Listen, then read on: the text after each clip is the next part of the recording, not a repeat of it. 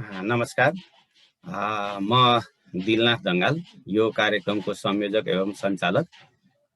सबैजना आदरणीय व्यक्तित्वहरूलाई यो 101औं भाग 101 भागमा चाहिँ म सबैजना आदरणीय व्यक्तित्वहरूलाई म नमस्कार गर्न चाहन्छु, स्वागत गर्न चाहन्छु। हामी 100 भागसम्म आइपुग्दाखेरि आजको 101 भागमा चाहिँ हाम्रो आज प्रमुख अतिथिको रूपमा, प्रमुख वक्ताको रूपमा विद्वान व्यक्तित्व सहप्राध्यापक डाक्टर ध्रुवलाल पाण्डे सर हामीसँग हुनुहुन्छ। अब सरको लामो अनुभव छ रिसर्चको क्षेत्रमा, यो नेसनल इन्टरनेसनल आर्टिकलको क्षेत्रमा। त्यसले गर्दा आजको पनि यो रिसर्च प्याकेजको हिसाबमा यो 3 रिसर्च प्याकेज थर्ड हो। पहिला 2टा प्याकेजहरू हामीले सिद्ध्याइसकेका छौँ। यो 3 दिने प्याकेजमा यो दोस्रो दिन हो र दोस्रो दिनमा चाहिँ हामीले टपिक चाहिँ लगभग सबै दिनलाई हामीले उस्तै नै राखेका छौँ। हामीले चाहिँ writing, research, article and international practice भनेर राखेका छौँ।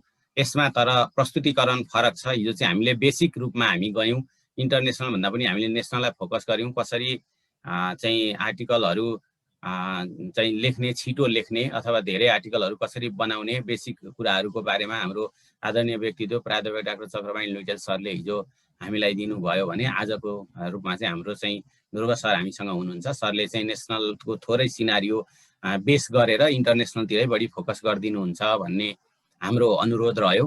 र यहाँ चाहिँ हामी जतिजना चाहिँ जुममा छौँ सबै मैले आदर गर्नुपर्ने आदरणीय व्यक्तित्वहरू हुनुहुन्छ। मैले उहाँहरूलाई सबैलाई यथोचित सम्मान गर्न चाहेँ र यो चाहिँ फेसबुक लाइभ हेरिरहनुभएका साथीहरूलाई पनि मैले चाहिँ सम्मान गरेँ। र अहिले चाहिँ यो प्राविधिक रूपमा चाहिँ यो एनआरएनबाट निराजन सरले सहयोग गरिराख्नु भएको छ भने, त्यसै गरी धरानबाट हाम्रो भाइ सुरेन्द्रले र छोरी दिलासाले प्राविधिक रूपमा चाहिँ सपोर्ट गरिराख्नु भएको अवस्था छ। अब मैले धेरै समय नलिकन धेरै कुराहरू त हामीले हिजो नै भनिसकेको हुनाले पनि मैले बाँकी रहेको समय चाहिँ मैले आदरणीय सरलाई नै हस्तान्तरण गर्न चाहेँ। र पहिलो भागमा हामी चाहिँ सरबाट सरका कुराहरू हामी सुन्नेछौँ, रिसर्चसँग सम्बन्धित, आर्टिकलसँग, नेसनल इन्टरनेसनलसँग सम्बन्धित। र दोस्रो फेजमा चाहिँ हामी जिज्ञासुहरूले हामीले सरसँग जिज्ञासा राख्नेछौँ र त्यो जिज्ञासालाई पुरा गर्ने काम सरले गरिदिनु हुनेछ। हाम्रो अपेक्षा त्यो रहन्छ भन्दै मैले बाँकी समय चाहिँ आदरणीय व्यक्तित्व सहप्राध्यापक डाक्टर ध्रुवलाल पाण्डे सरलाई अनुरोध गरेँ। Sir please. सबै सरहरूलाई नमस्कार। सबभन्दा पहिला त मलाई चाहिँ यस्तो यो महत्त्वपूर्ण प्लेटफर्म दिनुभएकोमा हाम्रो दिलनाथ सरलाई धन्यवाद दिन्छु र सबै साथीहरू बडा उत्सुकताका साथ आर्टिकल राइटिङ सर सुनिरहेछ राम्रैसँग? सुनिरहेछ सर, राम्रो सुनिरहेछ। ओके।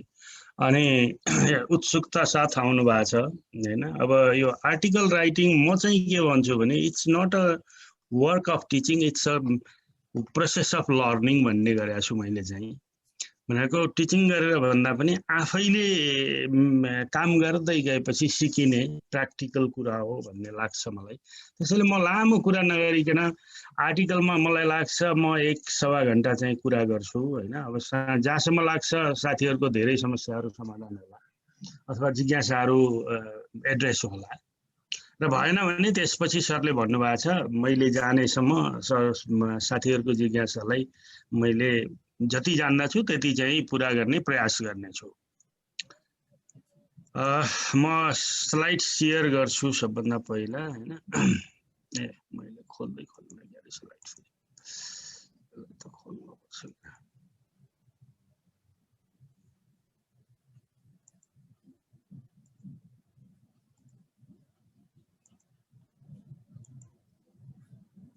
सेयर भएर सर भएको छैन? सेयर भएको छैन सर, भएको छैन है? हजुर।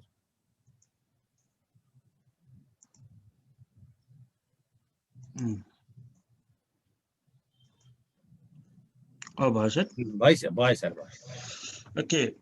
अब आज चाहिँ म विशेष गरेर अब सरले मलाई हैन, हाम्रो दङ्गाल सरले मलाई चाहिँ इन्टरनेसनल पर्सपेक्टिभमा बोल्दिनु न भन्नुभएको थियो।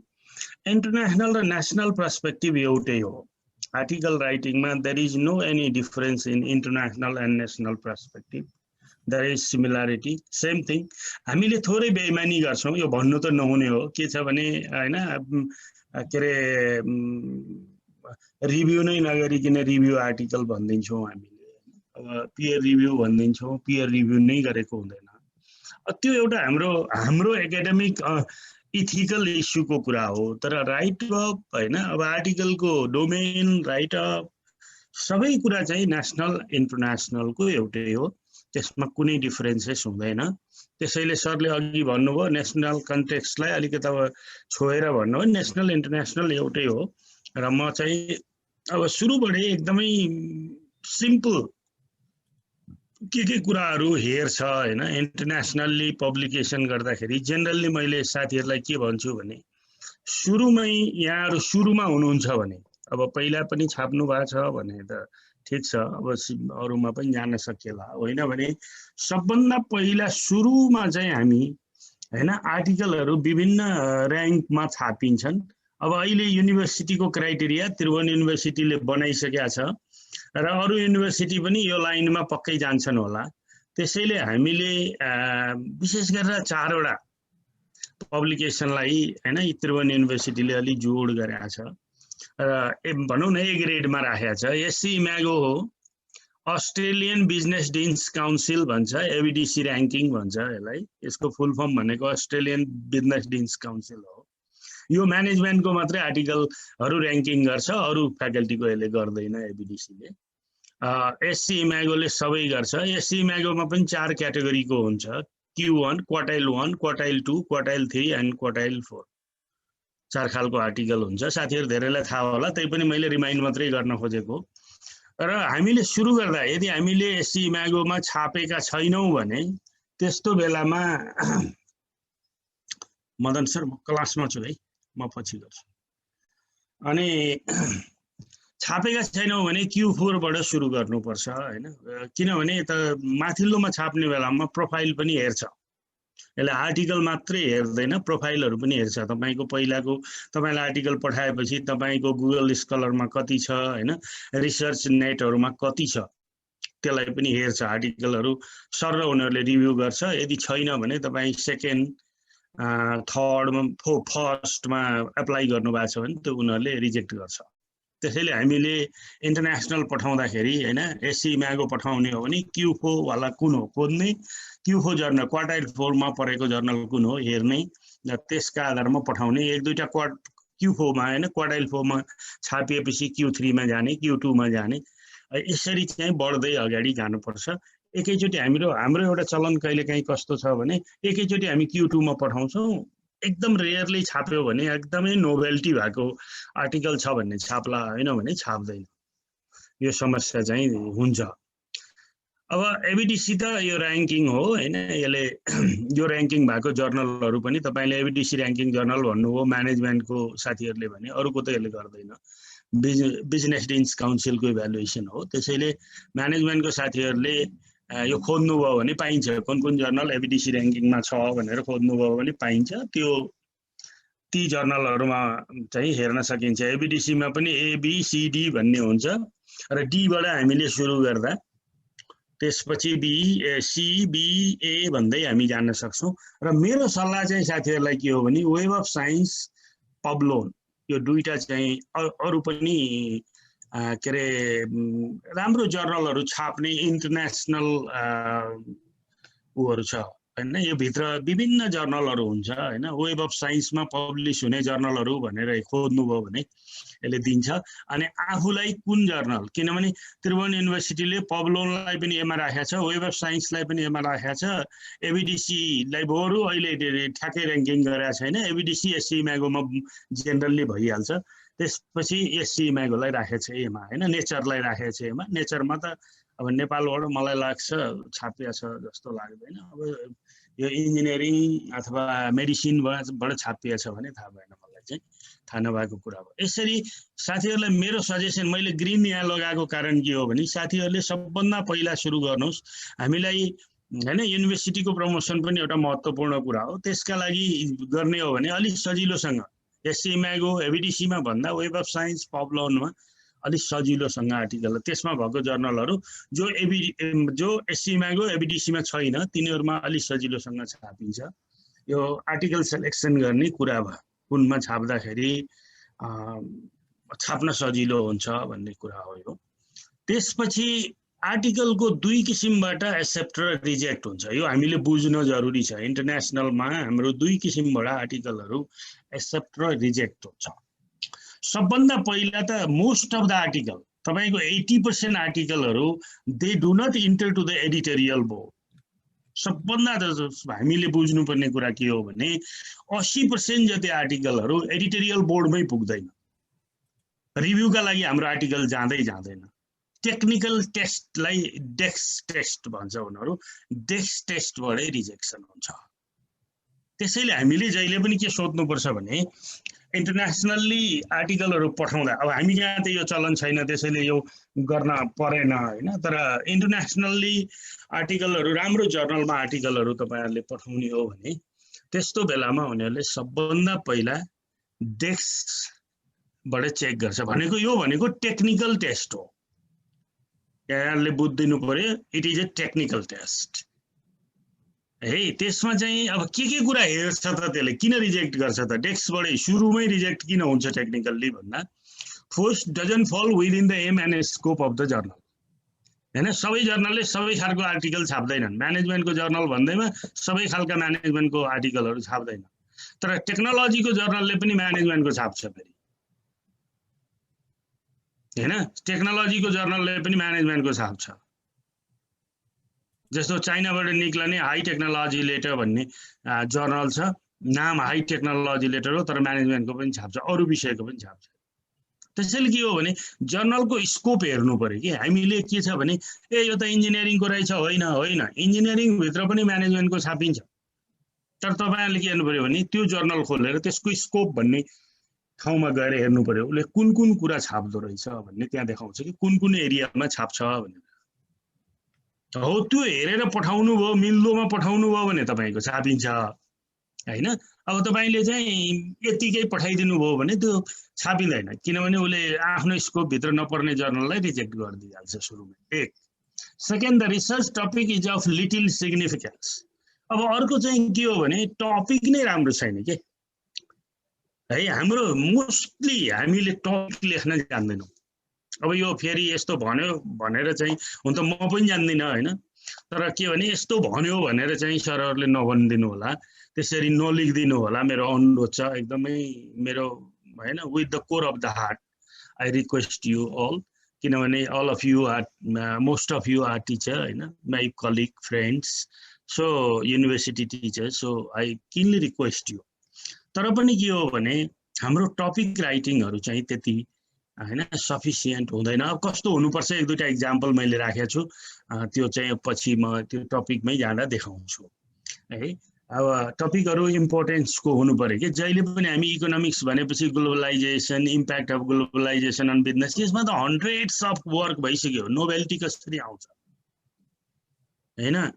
तपाईको चाहिँ अब अहिले त के छ भने इकोनोमिक्समा हैन तपाईको चाहिँ अथवा टेक्नोलोजीमा कस्तो कुरा आइसक्यो भने तपाईको क्यापिटलिजम डिस्कन्टेन्ट हैन, progressive capitalism discontent and progressive capitalism, अब यो खालको टपिकहरू नयाँ टपिकहरू हैन। यो कुरा त तपाईको के छ भने अब आफ्टर द हैन कोभिड-19 अथवा after the at the new normal situation हामीलाई त यो कुराहरू जरुरी हुन्छ। यस्तो नोभेल कुराहरू ल्याउनु भयो, नयाँ कुराहरू ल्याउनु भयो भने यस्तो बेलामा चाहिँ त्यो आर्टिकलहरू तपाईको अरू कुरा कमजोर भयो भने पनि नोभेल्टी भयो भने छापिन्छ।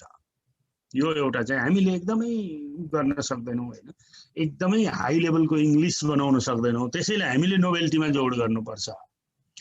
उनीहरूले सच्याएर इङ्ग्लिस उनीहरूले करेक्सन गरिदिएर पनि छापिदिन्छ कि नोभेल्टी भयो भने, किनभने उनीहरूलाई पनि नयाँ चिज आयो भने त ठिक छ नि हैन। Lack of originality and novelty मैले भनिहालेँ, टपिक इम्पोर्टेन्ट हुने नै यसैबाट हो। Standard of writing is very low. अब अर्को के छ भने हाम्रो इङ्ग्लिस ल्याङ्ग्वेज पुगेन, ग्रामर मिलेन। हेर्नुहोस् है, ल्याङ्ग्वेजमा तपाईँको यिनीहरूले कस्तो गर्छ भने मेरो अनुभव हो हैन, यो कस्तो गर्छ भने मैले लगभग हैन एससी म्यागोमा र एबिडिसी गरेर 20-22वटा जर्नल आर्टिकलहरू निक्लिएको छ, पब्लिस भएको छ। मेरो त अब उमै के अरे तपाईँको उमा गुगल स्कलर त्यो के अरे रिसर्च नेटहरूमा छँदैछ। अब यो कस्तो मेरो अनुभव अहिलेसम्मको कस्तो देख्छु मैले चाहिँ भने अङ्ग्रेजीमा त्यो सेन्टेन्स र सेन्टेन्स बिचको लिङ्केज पनि हेर्छ उनीहरूले। सेन्टेन्स टु सेन्टेन्स लिङ्केज हैन हामी एउटा सेन्टेन्स टुङ्ग्याउँछौँ अर्को होइन अघिल्लो सेन्टेन्ससँग पछिल्लो सेन्टेन्स लिङ्क अप हुनुपर्छ भन्छ उनीहरू चाहिँ तर अर्को चाहिँ के छ भने एउटा प्याराग्राफ टु नेक्स्ट प्याराग्राफको कोहेरेन्स हुनुपर्छ सिक्वेन्स मिल्नुपर्छ भन्छ सेन्टेन्सको बीचमा लिङ्केज हैन प्याराग्राफको बीचमा कोहेरेन्स यो कुराहरू मिलेको हुनुपर्छ त्यो भएन भने उनीहरूले छाप्दैन आर्टिकल रिजेक्ट गर्छ टेक्निकली रिजेक्ट गर्छ प्लेगरिजम अब हाम्रो त टेस्ट गर्ने चलनै छैन कमसेकम अनलाइन त पाइन्छ नि प्लेगरिजम ट्रायल भर्सन त पाइन्छ नि त्यसमा हामी टेस्ट गरौँ न हामीले एकचोटि लेखिसकेपछि हैन त्यसमा हालौँ हेरौँ भएन भने कहाँ करेक्सन दिन्छ उसले करेक्सन गरौँ हैन किनभने हतार नगरौँ आर्टिकल एकदमै हतार गरेर निक्लिँदैन त्यसैले हतार नगरौँ एकदम मेहनत गरौँ हैन जस्तो त हजुरहरूलाई म एउटा मतलब मेरो अनुभव सुनाउँछु मैले अहिले एउटा आर्टिकल लेखिरहेको छु म के अरे एउटा नयाँ इस्यु जस्तो लाग्यो मलाई हैन के अरे सस्टेनेबल एचआरएम भन्ने ह्युमन रिसोर्स म्यानेजमेन्टमा सस्टेनेबल ह्युमन रिसोर्स म्यानेजमेन्ट भन्ने यो UN को ब्रुटल्यान्ड कमिसनले सस्टेनेबल डेभलपमेन्टको कन्सेप्ट ल्याएपछि यो कन्सेप्ट आएको रहेछ त्यसमा लेख्दैछु अब यो 2 महिना जति भइसक्यो मैले लिटरेचर रिभ्यू नै सकाउन सकेको छैन अझै पनि हेर्दैछु हैन त्यसैले के हो भने हामीले हतार गरेर एकदमै हाई क्लासको जर्नलहरुमा आर्टिकल छापिँदैन हाई क्लासको जर्नलमा वर्षमा 2टा आर्टिकल छाप्न सक्यो भने त्यो एकदमै ठुलो अचिभमेन्ट हुन्छ त्यसैले हामीले प्लेगरिजम चाहिँ हेर्नुपर्छ हामीले कति चोर्यौं चोरी अब जर्नल वाइज हुन्छ हेर्नु है कसैले 30% प्लेगरिजम पनि एक्सेप्ट गर्छ कसैले 20% गर्छ कसैले 15% गर्छ कसैले 10% सम्म मात्रै गर्छ त्यसैले 10% सम्म प्लेगरिजम भयो भने जुनसुकै जर्नललाई एक्सेप्टेड हुन्छ तर अब जर्नल वाइज यो चाहिँ फरक हुन्छ अब तपाईले यो कुरा के भने अथर्स गाइडलाइन भन्ने कुरा हेर्नु पर्यो तपाईले जुन जर्नलमा पठाउँछु भनेर फिक्स गर्नुहुन्छ अब म यो जर्नल मेरो लागि ठीक छ भन्नुभयो भने त्यसले अथर्स गाइडलाइन भनेर दिएको हुन्छ तपाईले के कुरा गर्नुपर्छ भनेर दिएको हुन्छ त्यो अथर गाइडलाइन पढ्नु पर्यो त्यो अनुसार आफ्नो आर्टिकललाई मिलाउनु पर्यो यदि त्यो अनुसार मिलेन फ्रेमवर्क भन्यो भने रिजेक्ट गर्छ त्यसपछि अब्सोलेट रिसर्च मेथोडोलोजी पनि नयाँ टुल टेक्निकहरु आइराछ हैन ती टेक्निकहरुको प्रयोग गर्नु पर्यो के हामी जहिले पनि के गर्छौं भने उही रिग्रेसन हैन उही कोरिलेसन उही एफ टेस्ट टी टेस्ट गरेर भएन अब चाहिँ धेरै कुराहरु अगाडि बढिसक्यो संसार अब गुडनेस अफ फिट मात्रै हेरेर हुँदैन मोडलमा ब्याडनेस अफ फिट पनि हेर्नुपर्छ मैले सरहरुलाई अलिकति शेयर गर्न मिल्यो भने व्हाइट बोर्ड शेयर गरेर अलिअलि लेखेर पनि देखाउँला के हुँदो रहेछ टपिक वाइज हैन अब शेयर हुन्छ कि हुन्न यसमा थाहा छैन त्यसैले हामीले मेथोडोलोजीमा पनि ध्यान दिनु पर्यो अब मेथोडोलोजीमा नयाँ के हो भने कसरी थाहा पाउने त हैन त्यो पनि प्रब्लम छ त्यो भनेको के हो भने मेथोडोलोजिकल रिभ्यू गर्ने हो नयाँ आएको तपाईले लेख्न थालेको टपिकमा नयाँ आएको आर्टिकलहरुले कस्तो मेथोडोलोजी प्रयोग गरेको छ त्यसलाई रिभ्यू गर्नुस् 10 वटा 15 वटा आर्टिकलहरुले कस्तो रिभ्यू गरे कस्तो गरे रहेछ त के मेथड प्रयोग गरे रहेछ मोस्टली आर्टिकलहरुले कुन मेथड प्रयोग गरेको छ त्यही मेथड प्रयोग गरियो भने त्यो नोभेल हुन्छ नयाँ हुन्छ जस्तो हामी अहिले नेपालमा हामी स्ट्रक्चरल इक्वेसन मोडलिङ भनेर कुरा गरिरहेका छौं हैन अब अहिले चाहिँ विदेशीहरु हैन स्मार्ट पीएलएस युज गर्न थालिसक्यो यो पनि स्ट्रक्चरल इक्वेसन मोडलिङकै सफ्टवेयर हो तर स्मार्ट पीएलएस अर्को आइसक्यो अर्को मोड क्रिटिकल टेस्टिङ मेथड आइसक्यो त्यसैले हामीले नयाँ टेक्नोलोजी नयाँ मेथडमा पनि फ्यामिलियर हुँदै जानु पर्यो के अब हामीलाई के छ भने युनिभर्सिटीले पनि बाध्य बनायो हैन ए ग्रेडको जर्नलमा के रे एससी म्यागोमा भयो भने ए दिन्छु 60 नम्बर 15 वटा भने तँलाई 60 नम्बर दिन्छु भन्न थाल्यो अब हामीले हाई क्लासको जर्नलहरुमा नछापी हामीलाई सुखै छैन हैन अब यो क्राइटेरिया झनभन्दा झन बढ्दै जाला पक्कै पनि पहिला आर्टिकल भए हुन्थ्यो अब तपाईलाई हैन Publons Web of Science SC Imago ABDC चाहिन थाल्यो अब भोलि चाहिँ के भन्ला भने कमसे कम Q4 को Q3 को चाहिन्छ भन्ला फेरि Q2 को चाहिन्छ भन्ला हैन यसरी बढाउँदै जान्छ युनिभर्सिटीले स्ट्यान्डर्ड ओबियसली बढाउँदै जान्छ तिनीहरुमा छाप्नलाई हैन कि मेथोडोलोजिकल नोभेलिटी हुनु पर्यो कि इस्युमा नोभेलिटी आउनु पर्यो नयाँपन आउनु पर्यो हैन कि एकदमै इम्पोर्टेन्ट टपिक हुनु पर्यो। त्यसो भयो भने पनि यो टपिक त संसारमा बिग्छ। उनीहरू पनि त व्यापारी हो नि, जसले पब्लिस गर्छ उनीहरूले पनि त्यसैबाट कमाएर खाने हो। जुन आर्टिकल नयाँ हुन्छ त्यो संसारमा बिग्छ, त्यो बिग्यो भने उनीहरूलाई पैसा आउने हो।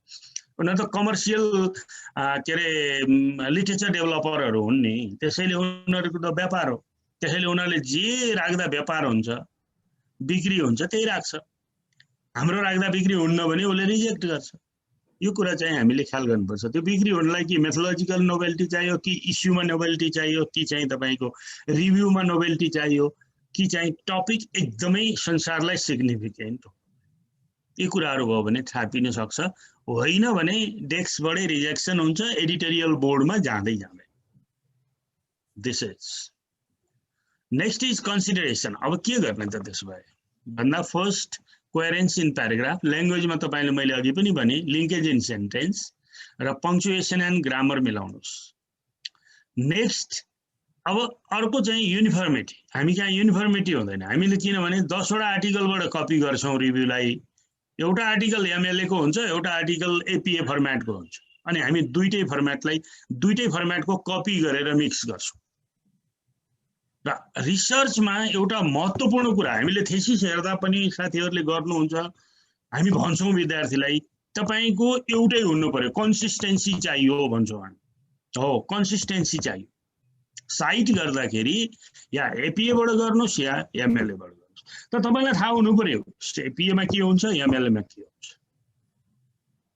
अब यो कुरा भएन भने तपाईँहरूले होइन दुईटा मिक्स गर्नुभयो भने कन्सिस्टेन्सी भएन, त्यसैले उसले एक्सेप्ट गर्दैन। अब अर्को कुरा के छ भने हामी जेनरली हामी म्यानेजमेन्टको भए भएर, म चाहिँ म्यानेजमेन्टको भए भएर म्यानेजमेन्टको चाहिँ एपिए फर्मेट युज गर्ने चलन छ। अब अहिले पनि हाम्रो धेरै के गरेका छौँ हामीले भने 6th एडिसन युज गरिरहेको छौँ, जबकि 7th एडिसन आएकै 2 वर्ष 3 वर्ष भइसक्यो। हामी 6th मै छौँ। उनीहरूले त 7th युज गर्न थालिसक्यो नि, प्रारैबाट थालिसक्यो। अब त हामीले हाम्रो 6th एडिसनको फर्मेटिङमा जाँदा त उनीहरू एक्सेप्टै गर्दैन नि। जस्तो एउटा इक्जाम्पल तपाईँहरूलाई 6th र 7th मा फरक के हो भने आर्टिकलको डिओआई चाहिँदैन अथवा युआरएल चाहिँदैन 6th मा। 7th मा प्रत्येक आर्टिकलको आइदर डिओआई अर युआरएल चाहिन्छ हैन। यो कुरा चाहिँ हामीले बुझ्नु पर्यो कि यो टेक्निकल कुराहरू पनि थाहा हुनु पर्यो, ख्याल गर्नु पर्यो। त्यसपछि हाम्रो अर्को सबभन्दा महत्त्वपूर्ण कुरा यो हुँदै नहुने हामीले जेनरली नगर्ने आर्टिकलमा के हो भने थ्योरीको युज नगर्ने। हामी युनिभर्सिटीको टिचरहरू हो, एकाडेमिसियनहरू हो। अब एक्सन रिसर्चको कुरा फरक हो। फेरि एक्सन रिसर्चको कुरा म चाहिँ यहाँ साथीहरूसित सेयर गर्दिनँ हैन, किनभने त्यो स्कोप पनि हो जस्तो लाग्दैन मलाई अहिले। त्यसैले एक्सन रिसर्चमा हैन फरक हुन्छ। एक्सन रिसर्चको टिओआर हुन्छ, टर्म्स अफ रेफरेन्सेस हुन्छ, टिओआर फन्डिङ एजेन्सीले दिएको हुन्छ, त्यसका आधारमा हामीले काम गर्नुपर्छ, मेथोडोलोजी उसको अनुसार प्रयोग गर्नुपर्छ हैन। यसको फरक छ, त्यो डाइमेन्सनै फरक हो। अब हामी चाहिँ एकाडेमिक रिसर्च गर्दा नि, एकाडेमिक रिसर्च भनेको बेसिक रिसर्च हो। हामीले पढाउँदा पनि भन्ने गर्छौँ बेसिक रिसर्चको पर्पस भनेकै के हो भने either to reject the theory or to improve the theory or to develop the theory or to reject the certain part of the theory। है यो चाहिँ हाम्रो अब्जेक्टिभ हो, बेसिक रिसर्चको अब्जेक्टिभ हो। अब बेसिक रिसर्चमा हामीले थ्योरी नै प्रयोग नगरिकन रिसर्च गर्यो भने हामीले अब्जेक्टिभ नै मिट गरेन बेसिक रिसर्चको। अब अब्जेक्टिभ मिट गरेन भने थ्योरी तपाईले थ्योरी बेस गरेर रिसर्च गर्नु भएन भने एक्सेप्ट गर्दैन हुन। किनभने हाम्रो अब्जेक्टिभ बेसिक रिसर्चको अब्जेक्टिभ नै के हो भने दैट इज टु आइदर हैन improve the theory or that is to reject the theory or develop the new theory हैन novel theory or that is to reject some part because context wise the theory might not be useful in the same way in all over the world. Based on the context, some parts are not useful in some context. It's obvious, it's very very common phenomenon that we can test. अब अमेरिकामा हैन जस्तो भन्नु न, अमेरिकामा develop भएको theory नेपालको र अमेरिकाको कन्टेक्स्ट एउटै हैन। त्यसैले अमेरिकामा डेभलप भएको थ्योरी हामी कहाँ सर्टेन पार्ट लागू हुन सक्छ, सर्टेन पार्ट लागू नहुन पनि सक्छ। हामीले हुँदैन भन्न सक्छौँ। हामी यो आधारमा हामी कहाँ हुँदैन, हाम्रो हामीले टेस्ट गरेर यो आधारमा यो लजिक यो कारणले हामी कहाँ यो पार्ट यो थ्योरीको यो पार्ट लागू हुँदैन, लिस्ट डेभलप इकोनोमिकमा अथवा लिस्ट डेभलप कन्ट्रीको सेटिङमा यो युजफुल हुन सक्दैन भनेर भन्न सक्छौँ। यो उद्देश्य हो एकाडेमिक बेसिक रिसर्चको उद्देश्य नै यही हो र यो उद्देश्य चाहिँ हामीले पुरा गर्न सकेनौँ, किनभने हामीले थेसिसमा अथवा हामीले आर्टिकलमा थ्योरीहरू प्रयोग गरेनौँ। थ्योरी प्रयोग नगर्ने बित्तिकै के भयो, आर्टिकलको बेस नै रहेन। बेसिक आर्टिकलको बेस भनेको थ्योरी हो, मोडल हो, त्यो नै रहेन। त्यो रहेन भने ओभियसली यतिकै त तपाईँको एक्सेप्ट गर्दैन। हाई क्लास जर्नलहरू जस्तो मैले अघि बताएँ, इमागो, एभिडिसी होइन, वेब अफ साइन्स, पब्लनहरू कसैले पनि एक्सेप्ट गर्दैन। यो चाहिँ हामीले हेर्नुपर्छ है। अब बल्ल म आर्टिकलमा आएँ होइन। अब यति त प्रिलिमिनरी कुराहरू हो, सरहरूले जान्नु भएको थियो, मैले चाहिँ केही अलिकता तपाईँको रिकल गरेँ, कति गर्न सकिनँ थाहा छैन, र मैले रिकल गर्ने प्रयास गरेँ। अब नेक्स्ट पार्ट हो हाम्रो टपिक अफ दि स्कलरली आर्टिकल है। आर्टिकल त धेरै खालको हुन्छ होइन, पत्रिकामा लेख्ने पनि आर्टिकल हो, तपाईँ जर्नलमा लेख्ने पनि हो, म्यागजिनमा लेख्ने पनि हो होइन। तर हाम्रा आर्टिकल भनेका स्कलरली आर्टिकलहरू हुन्। स्कलरली आर्टिकलहरूमा होइन टपिकहरू कम्प्लेक्स हुनुपर्छ, सिम्पल होइन। यो हाम्रो गलत बुझाइ छ।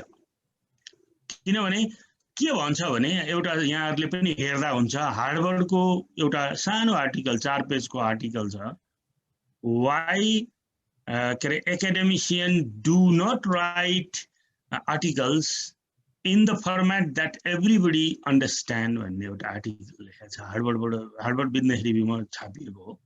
त्यसले के भन्छ भने हाम्रो आफ्नै स्ट्यान्डर्ड हो, हामी त्योभन्दा तल आउँदैनौँ, सक्नेले बुझ्छ नसक्नेले बुझ्दैन, त्यसैले हामी लो स्ट्यान्डर्डमा गएर काम गर्दैनौँ भन्छ। त्यसैले के हो भने एकाडेमिक राइटिङ भनेको यसको आफ्नै होइन, एकाडेमिक रिसर्च भनेको कन्भेन्सनल रिसर्च हो, ट्रेडिसनल रिसर्च हो। हाम्रो सर्टेन फर्मेट हुन्छ, हामी त्यो फर्मेटमा बसेर रिसर्च गर्छौँ है। त्यसैले गर्दाखेरि एकाडेमिक रिसर्चमा अलिकता कम्प्लेक्स देख्दाखेरि अलिकता डिफिकल्ट लाग्ने, क्या इन्ट्रेस्ट क्रिएट हुने खालको, के भन्न खोजा होला यसले भन्ने खालको टपिक हुनुपर्छ। जस्तै इकोनोमिक्सका लागि मैले 1-2टा टपिकहरू होइन, अब जस्तो यस्तो हुनसक्छ भनेर मात्रै भनेको, इट्स अ टपिक भनेर तपाईँहरूलाई सजेस्ट गर्न भन्दा पनि देखाउन मात्रै खोजेको। इकोनोमिक्समा जस्तो progressive capitalism, test of an alternative model of Joseph Stiglitz, progressive capitalism at new normal situation होइन। जोसेफ स्टिग्लिजले होइन एउटा तपाईँको चाहिँ एउटा मोडल डेभलप गरेको छ होइन। अब त्यो मोडलमा चाहिँ तपाईँको अब इकोनोमिक्सको साथीहरूलाई यो धेरै थाहा होला मलाई लाग्छ होइन। जोसेफ स्टिग्लिजले को इकोनोमिक्सको साथीहरूले धेरै पढ्नु भयो होला, किनभने क्यापिटलिजम उहाँहरूको एरिया हो। र उसले चाहिँ के भनेको छ भने प्रोग्रेसिभ क्यापिटलिजम छ, त्यसमा डिस्कन्टेन्ट छ, असन्तुष्टि छ। अब चाहिँ प्रोग्रेसिभ क्यापिटलिजम चाहिन्छ। प्रोग्रेसिभ क्यापिटलिजम उसको भनाइमा के हो भने सरकारको रोल हाई हुनुपर्छ। अब नेपालमा पनि कुरा उठिरहेछ, after new normal situation business सेक्टरमा पनि त्यही कुरा उठिरहेछ। साँच्चीकै यो कुरा हो कि होइन त? यो मोडल नेपालमा फिट हुन्छ कि हुँदैन त? नेपाल यो मोडलमा जान सक्छ कि सक्दैन त? Let's study, it's a new content होइन। यसरी जान सकिन्छ कि त्यसैले जस्तो अर्को मैले राखेँ, हामी इम्प्लोइमेन्टको बढी कुरा गर्छौँ होइन। अब इम्प्लोइमेन्टमा किन्सियन थ्योरी यहाँहरूलाई मैले भन्नै पर्दैन, तर अहिले नयाँ थ्योरी पनि आएको छ होइन। युभल नोआ हरारीले तपाईँको अहिले भर्खर एउटा किताब ल्याएको छ होइन, तपाईँको चाहिँ 21 लेसन्स फर 21st सेन्चुरी भनेर। त्यसमा उसले के भन्छ भने डिजिटल अल्गोरिदम र आर्टिफिसियल इन्टेलिजेन्सले इम्प्लोइमेन्टलाई घटाउँछ। अब 40 वर्ष पछाडि अहिलेको इम्प्लोइमेन्टको 75% इम्प्लोइमेन्ट सबै टेक्नोलोजीले गर्छ। त्यसो भए इम्प्लोइमेन्टमा राज्यको रोल के त? You can do the research on that. तपाईले PhD पनि गर्न सक्नुहुन्छ यसैमा, तपाईले चाहिँ के अरे आर्टिकल पनि लेख्न सक्नुहुन्छ। नोभेल हो, नयाँ हो है, युभल नो हरारेको किताब नै नयाँ आएको हो हैन। अब यो किताबबाट तपाईहरुले पढेर त्यसमा लेख्न सक्नुहुन्छ। अब यसको टपिक चाहिँ मैले आफूले अनुमान गरेको यस्तो हुन सक्छ भनेको employment in the world of digital algorithm and artificial intelligence, test of Keynesian model of employment. किन्सको मोडल यो मोडल हैन, यसले के भन्छ भने एम्प्लॉयमेन्ट कट हुन्छ भनेको छ। अब किन्सले के भनेको छ भने राज्यको गभर्नमेन्टको रोल चाहिँ हाई हुनुपर्छ। ओके, त्यसो हो भने के हुनुपर्छ त? अब राज्यले के गर्ने त? 40 वर्ष पछाडि त 75% मान्छे त बेरोजगार हुने भयो, तिनीहरूको खानी लाउने बस्ने कुरामा राज्यले के गर्ने? इकोनोमी त बर्बाद हुने भयो एम्प्लॉयमेन्ट घटेपछि। Then what we have to do? त्यसका लागि तपाईहरुले काम गर्नु पर्यो। नोभेल्टी भनेको यो हैन, नोभेल्टी चाहिन्छ भनेको यो। अब म्यानेजमेन्टको साथीहरुले हैन sustainable HRM and employee performance हैन, हामी एचआरएम मा मात्रै काम गर्थ्यौं धेरै, एचआरएम र परफर्मेन्स। अब होइन, सस्टेनेबल एचआरएम। अहिले के छ, टर्नओभरको प्रब्लम असाध्यै ठुलो छ। कर्मचारीहरु छोड्ने हैन, बैंकिङमा त्यस्तै छ, होटल इन्डस्ट्रीमा त्यस्तै छ, जतासुकै हाम्रो टर्नओभर हाई छ। देन तिनीहरुलाई हाम्रै अर्गनाइजेसनमा लामो समयसम्म राख्न के गर्नु पर्यो त? युज अफ एएमओ मोडल हैन। अब म्यानेजमेन्टमा एएमओ मोडल भन्ने एप्पल बमले डेभलप गरेको हो, एएमओ मोडल छ। एएमओ मोडलको प्रयोग गरेर यसलाई हेर्नु पर्यो, सस्टेनेबल डेभलपमेन्ट कसरी हुन सक्छ एम्प्लॉयमेन्ट के अरे ह्युमन रिसोर्समा। यो नयाँ हुन सक्छ हैन। यी कुरा सबै पुराना हुन्, तर यिनीहरूलाई जोड्दाखेरि नयाँ इस्यु, नोबेल इस्यु बन्न सक्छ। त्यस्तै एन्टरप्रेन्योरशिप इन्टेन्सन अमङ रिपेट्रिएट्स हैन, विदेशबाट फर्किने मान्छेलाई के गर्दा जबमा यही नेपालमा एन्टरप्रेन्योर बनाउन सकेला? यो राज्यको अहिले कन्सर्न, पोलिसी कन्सर्नको विषय हो हैन। के गर्न सकेला? जसले पनि के भन्छ सब्सिडी दिनु पर्यो। सब्सिडी नै महत्त्वपूर्ण हो कि होइन? जस्तो यसैमा हामीले प्रधानमन्त्री रोजगार कार्यक्रमको एउटा रिसर्च गरेका थियौं। त्यो गर्दाखेरि सब्सिडी कामै छैन भन्यो किसानहरु। हामी 7 प्रदेशमा डिस्कसन गरेका थियौं, त्यसमा चाहिँ कामै छैन, सब्सिडी काम छैन, हामीलाई ल्यान्डिङ चाहियो, सफिसिएन्ट ल्यान्डिङ चाहियो। सरकारको पोलिसी चेन्ज हुनु पर्यो, ल्यान्डिङमा पोलिसी जानु पर्यो। त्यो काम तपाई हाम्रो हो। यो यसमा रिसर्च म्यानेजमेन्टकोले पनि गर्न सक्छ, इकोनोमिक्सकोले पनि गर्न सक्छ, दुईटैले गर्न सक्छ। यो दुईटैको विषय हो, एन्टरप्रेन्योरशिप म्यानेजमेन्टको पनि हो, इकोनोमिक्सको पनि हो हैन। Application of push and pool theory हैन, एन्टरप्रेन्योरशिपको पुश एन्ड पुल थ्योरी छ। एउटा चाहिँ आफ्ना मान्छेहरु व्यापारी भएर व्यापार गर्ने, दोस्रो चाहिँ सरकारले दिने सुविधाको कारणले व्यापार गर्ने। के हो त त्यसो भए? What is?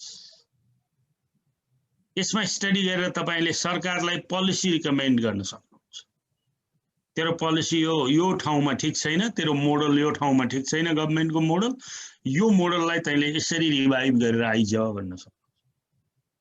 In this way you can go है। यस्तो खालको गर्नुभयो भने तपाई भोलि विज्ञ पनि बन्नुहुन्छ, आर्टिकल पनि छापिन्छन्, तपाईलाई भोलि सरकारले बोलाएर यति काम गर्देऊ पनि भन्छ हैन। यो काम चाहिँ तपाईहरुले हेर्नु पर्यो। अब यी कुराहरु, अब एब्स्ट्र्याक्ट हिजो हाम्रो आदरणीय प्राध्यापक डाक्टर चक्रपाणी लुइटेल सरले पनि यो कुरा भनिसक्नु भएको छ। मैले सिम्पल के कुरा मात्रै एब्स्ट्र्याक्टमा इन्टरनेशनल जर्नलमा हुनुपर्छ यति मात्रै भन्यो। तपाईको इस्यु के हो? तपाईले गर्न खोजेको रिसर्चको विषय के हो? यो कुरा लेख्नुपर्छ, अब्जेक्टिभ लेख्नुपर्छ, मेथोडोलोजी तपाईले के प्रयोग गर्नुभयो इन अ ग्लान्स है। यो यसमा एक्सप्लेन गर्नु पर्दैन। जस्तो तपाईले सीएफए युज गर्छु भन्नु भने कन्फर्मिटी फ्याक्टर एनालिसिस युज गर्छु भन्दै सकिहाल्यो। के का लागि किन भनिरहनु पर्दैन यो एब्स्ट्र्याक्टमा। एब्स्ट्र्याक्ट भनेको इट इज अ ग्लान्स हैन। अब एकचोटी झट्टै हेर्दा केही कुरा त्यसको फर्म्याट बुझियोस् भन्ने मात्रै हो यसको उद्देश्य। अब अर्को कुरा के छ भने मेजर फाइन्डिङ, तपाई एकदमै मेजर मात्रै है, सबै फाइन्डिङ पनि चाहिँदैन। जस्तो तपाईले 4 वटा फाइन्डिङ निकाल्नु भएको छ भने 4 वटै फाइन्डिङ लेखिरहनु पर्दैन यसमा। एब्स्ट्र्याक्टमा चाहिँ मेजर तपाईको अब्जेक्टिभ के हो, त्यसको उत्तर के आयो, त्यति मात्रै। अब नोभेल्टी एस्योरेन्स पनि कुनै कुनै जर्नलले माग्छ। जस्तो तपाईलाई म भनौँ ओरिजिनालिटी भन्छन् यिनीहरूले। ओरिजिनालिटी हो तपाईको चाहिँ के भन्छ यो केही ग्रुप जर्नलहरू छ हैन, इमराल ग्रुपले माग्छ। यदि इमरालको ग्रुपको जर्नलमा तपाईले छाप्नुभयो भने, छाप्न खोज्नुभयो भने उसले नोभेल्टी माग्छ। ओरिजिनालिटी हो भनेर ग्यारेन्टी गर भन्छ। त्यो चाहिँ तपाईले एब्स्ट्र्याक्टमा दिनुपर्छ। त्यो एउटा चाहिँ उनीहरुको अब आफ्नो आफ्नो हुन्छ कि जर्नलको सबैको कमन यो कुरा हुन्छ। यो भन्दा बाहेक केही एक दुईटा कुरा जर्नल वाइज डिफर हुन्छ। त्यसैले हामीले चाहिँ जर्नलले अथर गाइडलाइन भनेर दिएको कुरा नहेरिकन आर्टिकल पठाउनु हुँदैन। त्यही भएर हिजो एउटा क्वेसन आएको थियो, किवर्ड कति हुनुपर्ने के हुनुपर्ने। सामान्यतया पाँचवटा किवर्ड हुनुपर्छ भन्छ सामान्यतया। अब यो ठ्याक्कै यही हो भन्न चाहिँ सकिँदैन, कसैले तीनटा पनि एक्सेप्ट गर्छ। तर जेनरली जर्नलहरूले पाँचवटा पुगेन भने पाँचवटा किवर्ड पुर्या भन्छ। तर किवर्डको एउटा तरिका के हो भने जुन वर्ड टपिकमा इन्कर्पोरेट भएको छ त्यो वर्ड युज गर्नु हुँदैन किवर्डमा। त्यो किवर्ड एक्सेप्टेड हुँदैन। किनभने किवर्ड दिने किन हो भने तपाईको टपिक टाइप गर्दाखेरि तपाईले लेखेको कुरा हामीले भेटाउन सकेन भने किवर्ड राखेर टाइप गरेर खोज्दाखेरि भेटिन सक्छ भन्ने हो। तपाईको मेजर वर्डहरु राखेर टाइप गर्दा पनि कहिलेकाहीँ आर्टिकलहरु भेटिन सक्छ भन्ने हो। सर्चिङ टेक्निक हो। तपाईलाई सर्च गर्न रिडरहरुलाई सर्च गर्न सजिलो होस् भनेर किवर्ड पनि राख्दिएको। त्यसैले तपाईले त्यही वर्ड टपिकमा राख्नुभयो, त्यही वर्ड किवर्डमा राख्नु के मिनिङै भएन। किनभने हामीले टपिकमै टाइप गर्दा त्यो वर्ड टाइप गरे हुन्छ, त्यो गर्दा पाइएन त्यो आर्टिकल भने, अथवा त्यसको रिडिङ पाइएन मेटेरियल भने, अब फेरि त्यही वर्ड राखेर गरेर त के अर्थ हुन्छ। त्यसैले तपाईहरुले एकदम क्लियर बुझ्नुपर्छ। वर्ड 3 पनि कसैले 3 पनि एक्सेप्ट गर्छ। मोस्ट कमन 5 नै हो र म्याक्सिमम 7 सम्म वर्डहरु एक्सेप्ट गर्छन् कोही जर्नलहरुले। अब त्यो भइहाल्यो। अब यसमा चाहिँ तपाईको त्यति वर्डहरु तपाईले चाहिँ के अरे टपिकमा नपरेको वर्डहरु, फ्रेज, अझ हामीले जार्गन्स भन्छौं, जार्गन्सहरु यसमा युज हुनुपर्छ। र कोही जर्नलले जेल कोड पनि माग्छ। अझ इकोनोमिक्सका साथीहरुलाई त असाध्यै है राम्रो जर्नलले जेल कोड माग्छ इकोनोमिक्सको लागि। अचल त म्यानेजमेन्टको लागि पनि माग्न थालेछ है। जेल कोड भनेको जर्नल अफ इकोनोमिक लिटरेचर भन्ने अमेरिकन इकोनोमिक एसोसिएसनले डेभलप गरेको क्लासिफिकेसन हो। माइक्रो इकोनोमिक्सको कुन कोडमा हैन एमा राखेको छ कि एमा कि बीमा राखेको छ, macro economics, micro economics, internet के अरे हिस्ट्री अफ इकोनोमिक्स भनेर बीमा कि सीमा राखेको छ। यो कोडहरु छ हैन। यसको यो कोडहरु हेर्न पाइन्छ हैन। यो के अरे जेल कोड भनेपछि दिन्छ, लिस्टै आउँछ। त्यो अनुसार आफ्नो आर्टिकल कुन क्याटेगोरी भित्र पर्छ त्यो कोड दिनुपर्छ हामीले। इकोनोमिक्सका साथीहरु त अलि राम्रो जर्नल भयो भने जेल कोड माग्छ, किनभने यो अमेरिकन इकोनोमिक एसोसिएसनले बनाएको चिज हो, त्यसैले माग्छ। अब अर्को छ, अब म चाहिँ आर्टिकलको इन्ट्रोडक्सनमा आएँ। अब साथीहरुले यहाँ हेर्नुस्, मैले देखाएको छु इन्ट्रोडक्सनमा तपाईले इस्यु रेज गर्नुपर्छ। हेर्नुस् है, मैले यहाँ लेखिदिएको छु इस्यु। सबभन्दा पहिला तपाईको इस्यु के हो? Strengthening issue. तपाईले अरूले यो कुरालाई सपोर्ट गरेको छ कि छैन, तपाईले उठाएको इस्युलाई अरूले सपोर्ट गरेको छ कि छैन। सपोर्ट गरेको छ भने त्यो इस्यु स्ट्रङ हो। त्यसपछि तपाईले त्यो इस्यु रिसर्च गर्न योग्य हो कि होइन भन्दा अरू मान्छेले त्यो इस्युमा रिसर्च गर्न जरुरी छ भनेको छ कि छैन, यति कुरा चाहिँ तपाईले हेर्नुपर्छ इन्ट्रोडक्सनमा लेख्ने। त्यसपछि अब्जेक्टिभ है। अब्जेक्टिभ त लास्टमा एक लाइन अब्जेक्टिभ लेख्ने हो। यति कुरा तपाईले इन्ट्रोडक्सन पार्टमा लेख्नुपर्छ। अब मैले त्यही कुरा यहाँ देखाएको छु साथीहरुलाई हैन। मैले ई गभर्नेन्समा काम गरेको थिएँ, यो युजिसीको फ्याकल्टी रिसर्चको हो मेरो, र यो आर्टिकल पनि आइसकेको छ। यो चाहिँ आर्टिकल तपाईको युक्रेनबाट निक्लने corporate governance and sustainability review भन्ने भोल्युम 4 इस्यु 2 2020 मा यो एबिडिसी र्याङ्क जर्नल हो हैन, यसमा निक्लेको छ। तपाईको चाहिँ मैले सबभन्दा पहिला यो हरियो हेर्नु त सरहरूले, हरियो चाहिँ सरहरूले पढ्नुभयो भने यो इस्यु हो सर। यो फुल स्क्रिन Hashtag सर, यसलाई फुल स्क्रिन हजुर बनाउनु अलि देखिन्थ्यो कि फुल स्क्रिन बनाउनु पा। हस् बन्यो सर, अलिकति बन्यो सर, बन्यो है। हजुर हजुर सर, हजुर थ्यांक यू। ओके, अब यो ग्रीन तपाईहरुले हेर्नुभयो भने यो मेरो इस्यु हो।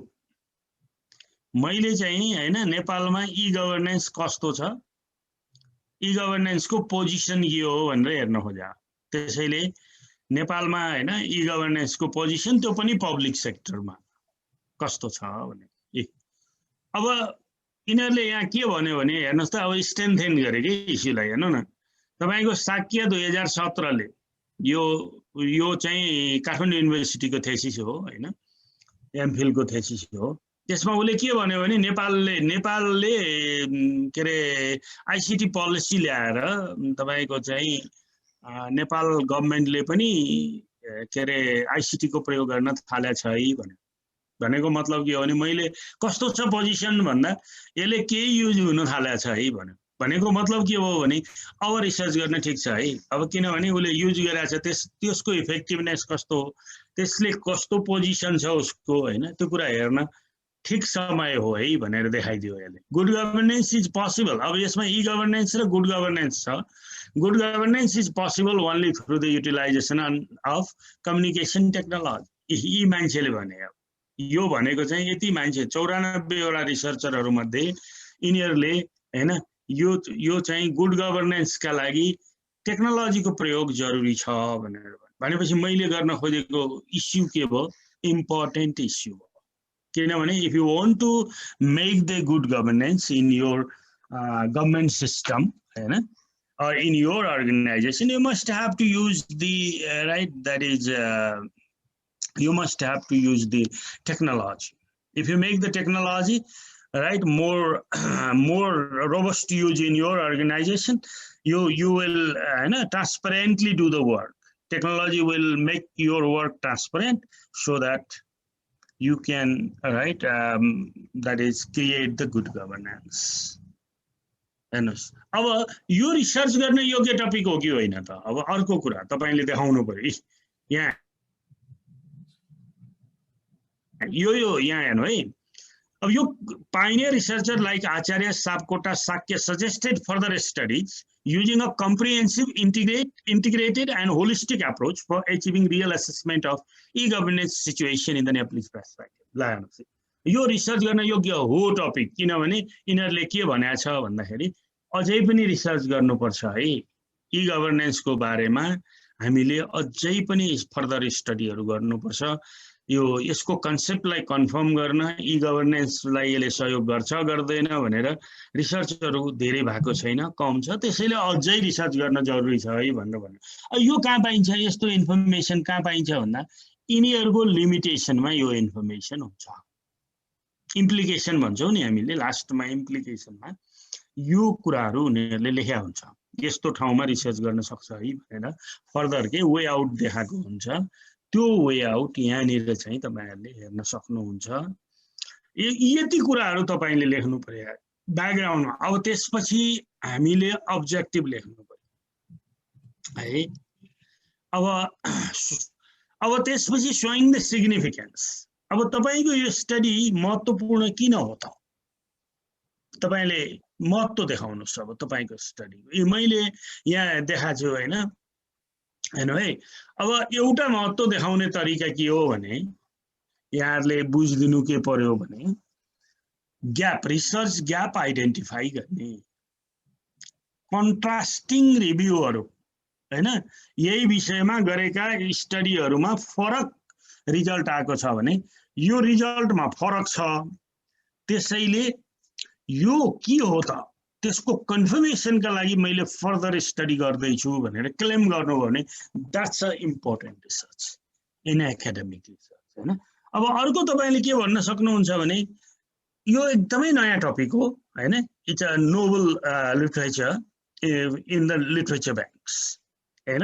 नोबल लिटरेचर हो, एकदमै नयाँ लिटरेचर हो। यो विषयमा धेरै स्टडी नै भएको छैन। जस्तो तपाईले सस्टेनेबल एचआरएममा मैले गर्दैछु भने त्यो नेपालमा मैले अहिलेसम्म एउटा पनि भेटाएको छ होला। अब मैले नभेटाएको पनि हुनसक्छ, तर धेरै स्टडी पक्कै भएको छैन। यसको मतलब के हो भने अब त्यो स्टडीले के गर्छ, तपाईलाई नोबल लिटरेचर हैन, लिटरेचर ब्याङ्कमा नोबल लिटरेचर एड गरिदिन्छ, त्यसैले त्यो उनीहरूले छाप्न सक्छ के। अनि न्यू थ्योरी डेभलप हुन्छ यसबाट भनेर कन्फर्म गर्न सक्नुभयो भने पनि ठिकै छ, थ्योरी इम्प्रोभाइज हुन्छ भन्न सक्नुभयो भने पनि ठिकै छ। मैले अघि पनि भने कुनै थ्योरी कुनै ठाउँमा डेभलप भयो हैन, इफ यु हैन, if any theory is develop in any context, let's say in a developing countries context, but our country is least developed country, whether the theory developed in the developing country setting is appropriate for the least developed country setting or not, we have to test it. We cannot use any theory that has been developed in developed country or in the developing countries. We have to test it in our context, local context. You may take the new theory which is developed by, जस्तो मैले अघि भने नि के अरे Joseph स्टिग्लिसको theory हैन, उसले त अब संसारको डेभलप कन्ट्रीहरूलाई हेरेर बनाएको। अब हामी हैन, अब हामीले नेपालको कन्टेक्स्टमा प्रोग्रेसिभ क्यापिटलिजम हैन, त्यसपछि गएर तपाईको चाहिँ त्यसमा प्रोग्रेसिभ क्यापिटलिजमै छ कि छैन हामी यहाँ, पहिलो कुरा। दोस्रो, त्यसमा असन्तुष्टि मान्छेको छ कि छैन। तेस्रो, अब राज्यको रोलको असन्तुष्टि छ भने के हुन सक्छ त भन्ने कुरा स्टडी गर्न पाइयो नि। त्यो स्टडी, त्यो मोडललाई ल्याएर नेपालमा टेस्ट गर्ने के, जस्टिफाइड थ्योरी भनेको त्यही हो, जस्टिफाइड मोडल भनेको त्यही हो। जोसेफ स्टिग्लिजको मोडललाई हामी नेपालमा ल्याएर टेस्ट गर्छौँ, तर नेपालमा उसको थ्योरी कुन हदसम्म युज हुन सक्छ, कुन हदसम्म युज हुन सक्दैन, यो कुरा हामीले क्लियरली भन्न सक्छौँ हाम्रो स्टडी। त्यो भयो भने द्याट इज अल्सो नोबल हैन, very important research in our context है। Next is objective. अब अब्जेक्टिभमा अर्को कुरा के छ, यहाँहरूले के बुझिदिनु पर्यो, मैले हैन यति भन्न खोजेँ। अब यति मात्रै मैले यहाँहरूलाई भन्छु, म धेरै भन्दिनँ यसमा, अब किनभने यहाँहरू आफै बुझ्दै हुनुहुन्छ है। त्यसैले यसमा चाहिँ म के भन्छु भने तपाईको एक्सेप्टेड एक्सन भर्ब र नन एक्सेप्टेड एक्सन भर्ब्स भनेर तपाईको चाहिँ पाइन्छ हैन। अनएक्सेप्टेबल एक्सन भर्ब र एक्सेप्टेबल एक्सन भर्ब्स भनेर पाइन्छ। तपाईले गुगलमै सर्च गर्नुभयो भने पनि जस्तो के भन्छ भने हैन, to see, to study, to conclude, to recommend भन्ने जस्ता शब्दहरू प्रयोग नगर, किनभने दिज वर्डको आन्सर चाहिँ हैन, the answer of these all words is that is automatic after conducting the research हैन। हामीले रिसर्च कन्डक्ट गर्ने बित्तिकै कुराको उत्तर त आइहाल्छ नि, स्टडी गरिहाल्छ हैन, केही कुराहरूलाई अब्जर्भेसन गरिहाल्छ, कन्क्लुड गर्नै पर्यो, कन्क्लुजन निकाल्नै पर्यो। यो के भन्छ, यो अटोमेटिक हुने कुराहरूलाई अब्जेक्टिभमा नराख भन्छ कि। त्यसैले हामीले जस्तो टु एसेस, टु एक्सप्लेन हैन, टु एक्जामाइन हैन, टु के अरे एसेस द लिङ्केज, अब यस्ता शब्दहरू युज गर्न पाइन्छ भन्छ। अब यसमा म धेरै लामो कुरा गरिनँ, किनभने सरहरूले यो गुगलमा सर्च गर्यो भने पनि उति बेलै भेटिहाल्छ, समस्या छैन, लेख्ने बेलामै खोज्दा पनि भइहाल्छ।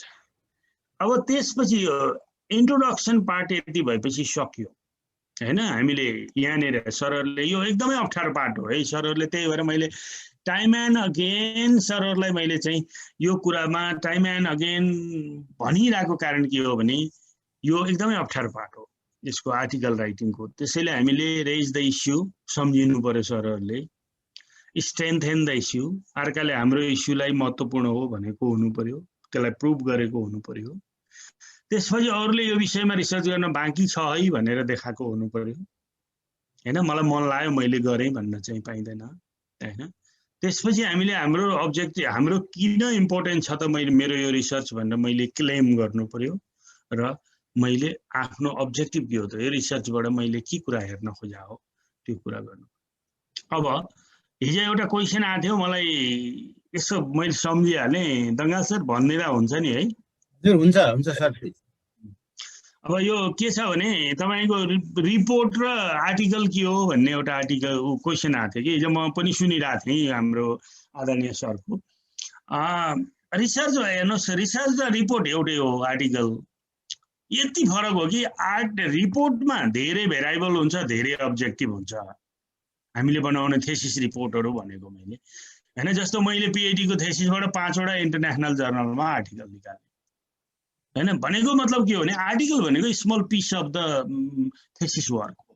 तपाईले थेसिसबाट हामीले मोस्टली आर्टिकलहरू जेनेरेट गर्ने थेसिसबाटै हो, र त्यो थेसिसबाट गर्दाखेरि तपाईँ के हुन्छ भने थेसिस अलि बढी धेरै अब्जेक्टिभ हुन्छ। हामीले आर्टिकलमा चाहिँ एउटा दुईटा भन्दा अब्जेक्टिभ नराख्नुस् भन्छौँ कि किन धेरै राख्ने, एउटा राख्नुस्, अर्को आर्टिकल बनाउनुस् न अर्को अब्जेक्टिभबाट, किन एउटैमा धेरै खाँदेर त काम गर्ने हैन। त्यसैले हामीले चाहिँ हामी के भन्छौँ भने इट्स अ पिस अफ के भन्छ थेसिस रिपोर्ट्स है। अब यो हो। अब यसमा चाहिँ तपाईको लिटरेचर रिभ्यू, लिटरेचर दुई खालको हुन्छ, एउटा कमर्सियल्ली पब्लिस्ड जस्तो तपाईहरुले आर्टिकलहरु हैन, जस्तो भनौं न अनलाइन ओपन एक्सेस आर्टिकल भनेर हैन, अथवा हार्वर्ड बिजनेस रिभ्यू भनेर, यो भने all these are commercially published channels हैन, यिनीहरुले पब्लिस गर्छ। अब जस्तो ओपन एक्सेस भन्यो भने पनि तपाईसित पैसा माग्छ कि, जसले आर्टिकल छाप्न खोज्छ त्यससित पैसा मागेर अनि उलाई ओपन दिने हो, के अरे कस्टमरलाई ओपन दिने हो, उले खर्च गर्ने होइन। त्यही भएर जर्नलमा के हुन्छ भने एकदम हाई क्लासको जर्नलहरुले पनि ओपन एक्सेस हो भने तपाईसँग पैसा माग्छ। पैसा माग्यो भन्दैमा त्यो नराम्रो जर्नल होइन, तर त्यसको स्कोप, त्यसको र्याङ्किङ के छ त्यो चाहिँ हेर्नुपर्छ है। एउटा यसरी कमर्सियल्ली छापिएको लिटरेचर हुन्छ हैन, किताबहरू बेच्नका लागि बजारका लागि छापेका आर्टिकलहरू हैन, विभिन्न जर्नलहरूमा आएका, यसलाई चाहिँ हामी अब कमर्सियल्ली पब्लिस्ड अथवा कमर्सियल च्यानलमा आएको भन्छौँ हामीले। अर्को ग्रे लिटरेचर भनेको अनपब्लिस्ड लिटरेचरहरू हुन्छ हैन। अनपब्लिस्ड लिटरेचरहरू भनेको थेसिसै भइहाल्यो हैन, पर्सनल रिपोर्टहरू भए, कर्पोरेट रिपोर्ट्सहरू भए, यिनीहरू बाहिर पब्लिक, अब जस्तो कमिसनका रिपोर्टहरू भए हैन, जस्तो कति साथीहरू एजुकेसनको हुनुहुन्छ भने शिक्षा सेवा, शिक्षा आयोग, शिक्षा मन्त्रालयले बनाएका आयोगहरू हैन, हाई लेभलका आयोगहरू छ, उनीहरूको रिपोर्ट त पब्लिस हुँदैन। तपाईहरुले रिसर्च गर्दा त त्यो त चाहिन्छ तपाईहरुलाई।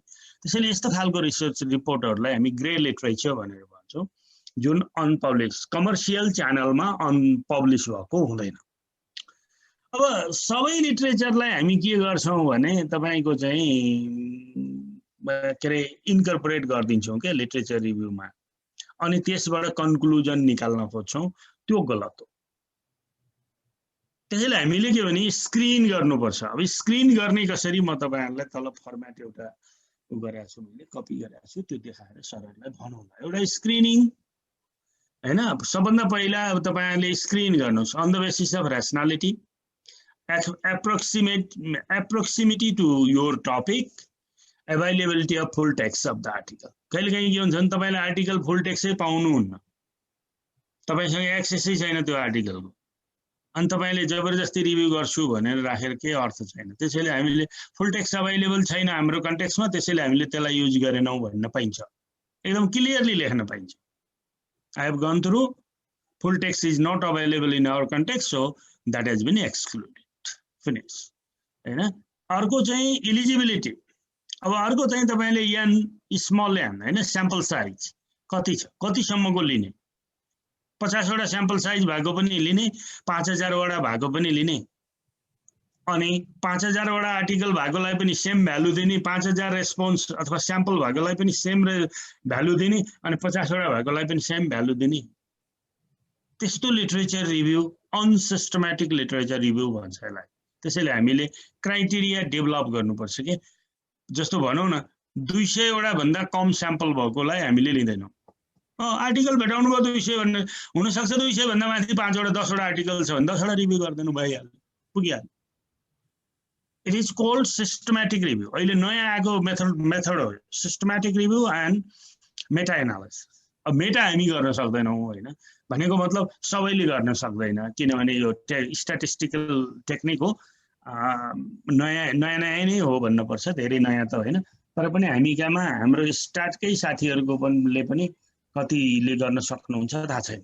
त्यसैले गर्दाखेरि गाह्रो होला, तर सिस्टमेटिक रिभ्यू चाहिँ गर्न सकिन्छ। सिस्टमेटिक रिभ्यू सम्म पनि हामीले गर्यौं भने हैन हामीलाई एकदम सजिलो हुन्छ पब्लिस गर्नुलाई द्याट इज द नेक्स्ट हैन अब त्यसपछि अर्को छ तपाईको चाहिँ स्टडी डिजाइन कहिलेकाहीँ कस्तो हुन्छ भने नि हामीले स्टडी डिजाइनै मिल्दैन के एक्सपोस्ट फ्याक्टोबाट उसले गरेको छ हामी कोरिलेसन गर्दैछौँ हैन अब त्यसको लिटरेचरलाई हामी ल्याएर राखिदिन्छौँ हैन एक्सपोस्ट फ्याक्टो डिजाइन भनेको त यहाँहरूलाई थाहा छ प्रोजेक्ट इन्टरभेन्सन भइसकेपछि प्रोजेक्ट इन्टरभेन्सन हुनुभन्दा पहिला इम्प्लिमेन्ट हुनुभन्दा पहिला सिचुएसन कस्तो थियो पछाडि कस्तो छ भनेर हेर्ने हो इन्टरभेन्सन पछाडि इन्टरभेन्सनको के भन्छ मूल्याङ्कन गर्नलाई हेर्ने हो अब मूल्याङ्कन गर्नका लागि गरेको रिसर्चलाई हामीले ल्याएर रिलेसनसिप हेर्नका लागि त्यो लिटरेचर प्रयोग गर्यो भने त्यो लिटरेचरको कुनै मिनिङ छैन त्यसैले हामीले स्टडी डिजाइन पनि मिल्नुपर्छ डिजाइनका आधारमा पनि हामीले सेलेक्सन गर्नुपर्छ पपुलेसन मिल्नुपर्छ जस्तो हाम्रो म्यानेजमेन्टमा मैले यही नै भने टक्क भन्दिनँ हैन मलाई थाहा पनि छ तर म त्यो थ्योरी नै त भन्दिनँ तर तपाईको के छ भने एग्रिकल्चरमा डेभलप गरेको लजिक मोडललाई हामीले ब्याङ्किङमा युज गरिरहेछौँ सायद म्यानेजमेन्टको साथीहरू कति हुनुहुन्छ उहाँहरूले बुझी पनि सक्नुभयो होला कुन थ्योरी हो भनेर त्यसैले अब त्यसले मिनिङ दिन्छ एग्रिकल्चरलाई हेरेर किसानलाई हेरेर बनाएको मोडललाई ब्याङ्किङ सेक्टरमा गएर युज गर्दाखेरि त्यसले मिनिङ दिन्छ हो यो कुरा पनि हामीले विचार गर्नु अब ल्याङ्ग्वेज जस्तो जर्मन ल्याङ्ग्वेजमा लेख्या होला कसैले अब हामी सक्दैनौँ नि त जर्मन ल्याङ्ग्वेज पढ्न त जान्दैनौँ त्यसैले ल्याङ्ग्वेजका आधारमा पनि कट गर्न सकिन्छ अब अर्को सबभन्दा ठुलो चाहिँ इफेक्ट साइज हो अब यो इफेक्ट साइज चाहिँ क्याल्कुलेट गर्नुपर्छ हैन पुल साइज क्याल्कुलेट गर्नुपर्छ है summation x1 n1 plus x2 n2 गरेर गर्नुपर्छ यो चाहिँ अब साथीहरूले कतिले गर्न सक्नुहुन्छ थाहा छैन मलाई अब यहाँहरूले सक्नुहुन्छ भने गर्नु सक्नुहुन्न भने त्यसलाई छोड्दिए पनि भयो जस्तो कहिलेकाहीँ हामी लिटरेचर रिभ्यूमा कस्तो प्रब्लम हुन्छ भने सर म एकचोटि यो सेयर गर्छु हैन हजुर सर व्हाइट बोर्ड सेयर गर्छु हुन्छ कि हुँदैन थाहा छैन भएन भनिदिनु है हजुर हुन्छ सर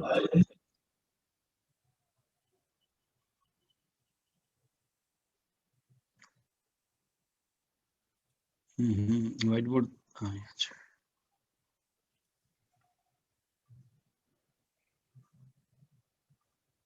आयो सर आयो है ल अब यसमा चाहिँ हाम्रो कस्तो हुन्छ भने जस्तो यहाँहरूले एउटा हैन जस्तो 10 वटा आर्टिकलहरू हैन 10 वटा आर्टिकलहरू 500 वटा स्याम्पल लिएको लिनुभयो र 20 वटा आर्टिकलहरू हैन तपाईको चाहिँ के अरे जम्मा 100 वटा मात्रै स्याम्पल लिएको लिनुभयो ल हेर्नुस् है अब यहाँनिर के असर पर्छ अनसिस्टमेटिक रिभ्यू गर्दा भनेर अब तपाईको जर्नलसँगै 30 वटै आर्टिकलहरू मिल्ने आर्टिकलहरू देखिरहेछ है सर देखिरहेछ सर राम्रोसँग देखिरहेछ ल 30 वटा भयो हैन अब हेर्नु 10 वटा मध्ये 8 वटा आर्टिकलले के भन्यो भने रिलेसनशिप इज नट पोजिटिभ भन्दियो अब कुनै कुराको रिलेसन हामीले हेर्न खोजेको छ सपोज भनौँ न ल ग्लोबलाइजेसन र के अरे को जिडिपीमा कन्ट्रिब्युसन पोजिटिभ छ भन्दियो दुईटाले छैन भन्दियो दुईटाले छ भन्दियो हैन यस भन्दियो हेर्नुहोस् है अब 20 वटा आर्टिकल मध्ये 18 वटा आर्टिकलले यस भन्दियो दुईटाले नो भन्दियो हैन रिलेसन छैन भन्दियो अब हेर्नुहोस् तपाईले यो सबै आर्टिकललाई रिभ्यू गर्दा यदि यिनीहरूको भ्यालु जेनेरेट गरेर रिभ्यू गर्नु भएन भने तपाईको कतिवटाले नो भन्यो 8 2 10 वटाले नो भन्यो हेर्नु है 10 वटाले नो भन्यो यस कतिले भन्यो 20 वटाले यस भन्यो अब तपाईले के भन्नु पर्यो त भन्नु जिडिपीमा सिग्निफिकेन्ट इफेक्ट छ है भन्नु पर्यो तपाईले यस भन्नु पर्यो तर तपाईले स्याम्पल साइज हेर्नु त भ्यालु जेनेरेटबाट हेर्नु त 8 वटाले नो भने 8 5 40 4000 पपुलेसनले के अरे स्याम्पलले नो भन्यो 1000 ले यस भन्यो यहाँ फर्स्ट क्याटेगोरीमा सेकेन्ड क्याटेगोरीमा हेर्नु त यस भनेको 1800 ले यस भन्यो है प्लस 1800 र 200 ले नो भन्यो भनेपछि नो भन्ने कति भयो 4200 भयो यस भन्ने कति भयो 2800 भयो 2800 ले भनेको ओपिनियन ठीक कि 4200 ले भनेको ओपिनियन ठीक ल भन्नु आर्टिकलको तपाईले हेर्नुभयो संख्या हेर्नुभयो भने यस भन्ने बढी छ तर स्ट्रेन्थ हेर्नुभयो भने नो भन्नेको बढी छ हो यो कुरालाई ख्याल गर्नुपर्छ भन्ने हो यो सिस्टमेटिक रिभ्यूको कुरा यो कुरा तपाईले ख्याल गर्नु भएन भने तपाईको रिभ्यूलाई पत्याउँदैन के विदेशीहरुले हाम्रो रिभ्यूलाई पत्याइदिँदैन के त्यसपछि यिनीहरु जे पनि गर्छ हैन जे पनि ल्याउँछ गार्बेज इन गार्बेज आउट गर्छ भन्छ के शब्दै यही हो गार्बेज इन गार्बेज आउट म पनि दुई तीनटा जर्नलको तपाईको रिभ्युअर छु हैन गेस्ट रिभ्युअर भन्छ हामीलाई पर्मानेन्ट रिभ्युअर त दिँदैन गेस्ट रिभ्युअर दिएको छ भर्खर दिएको हो अब त्यसमा चाहिँ उनीहरुले सित कुरा गर्यो भने मोस्टली लिस्ट डेभलप कन्ट्रीमा गार्बेज इन गार्बेज आउट भन्छ उनीहरु हैन यो कुरा एकै मिनेट है म यो बत्ती बाल्ने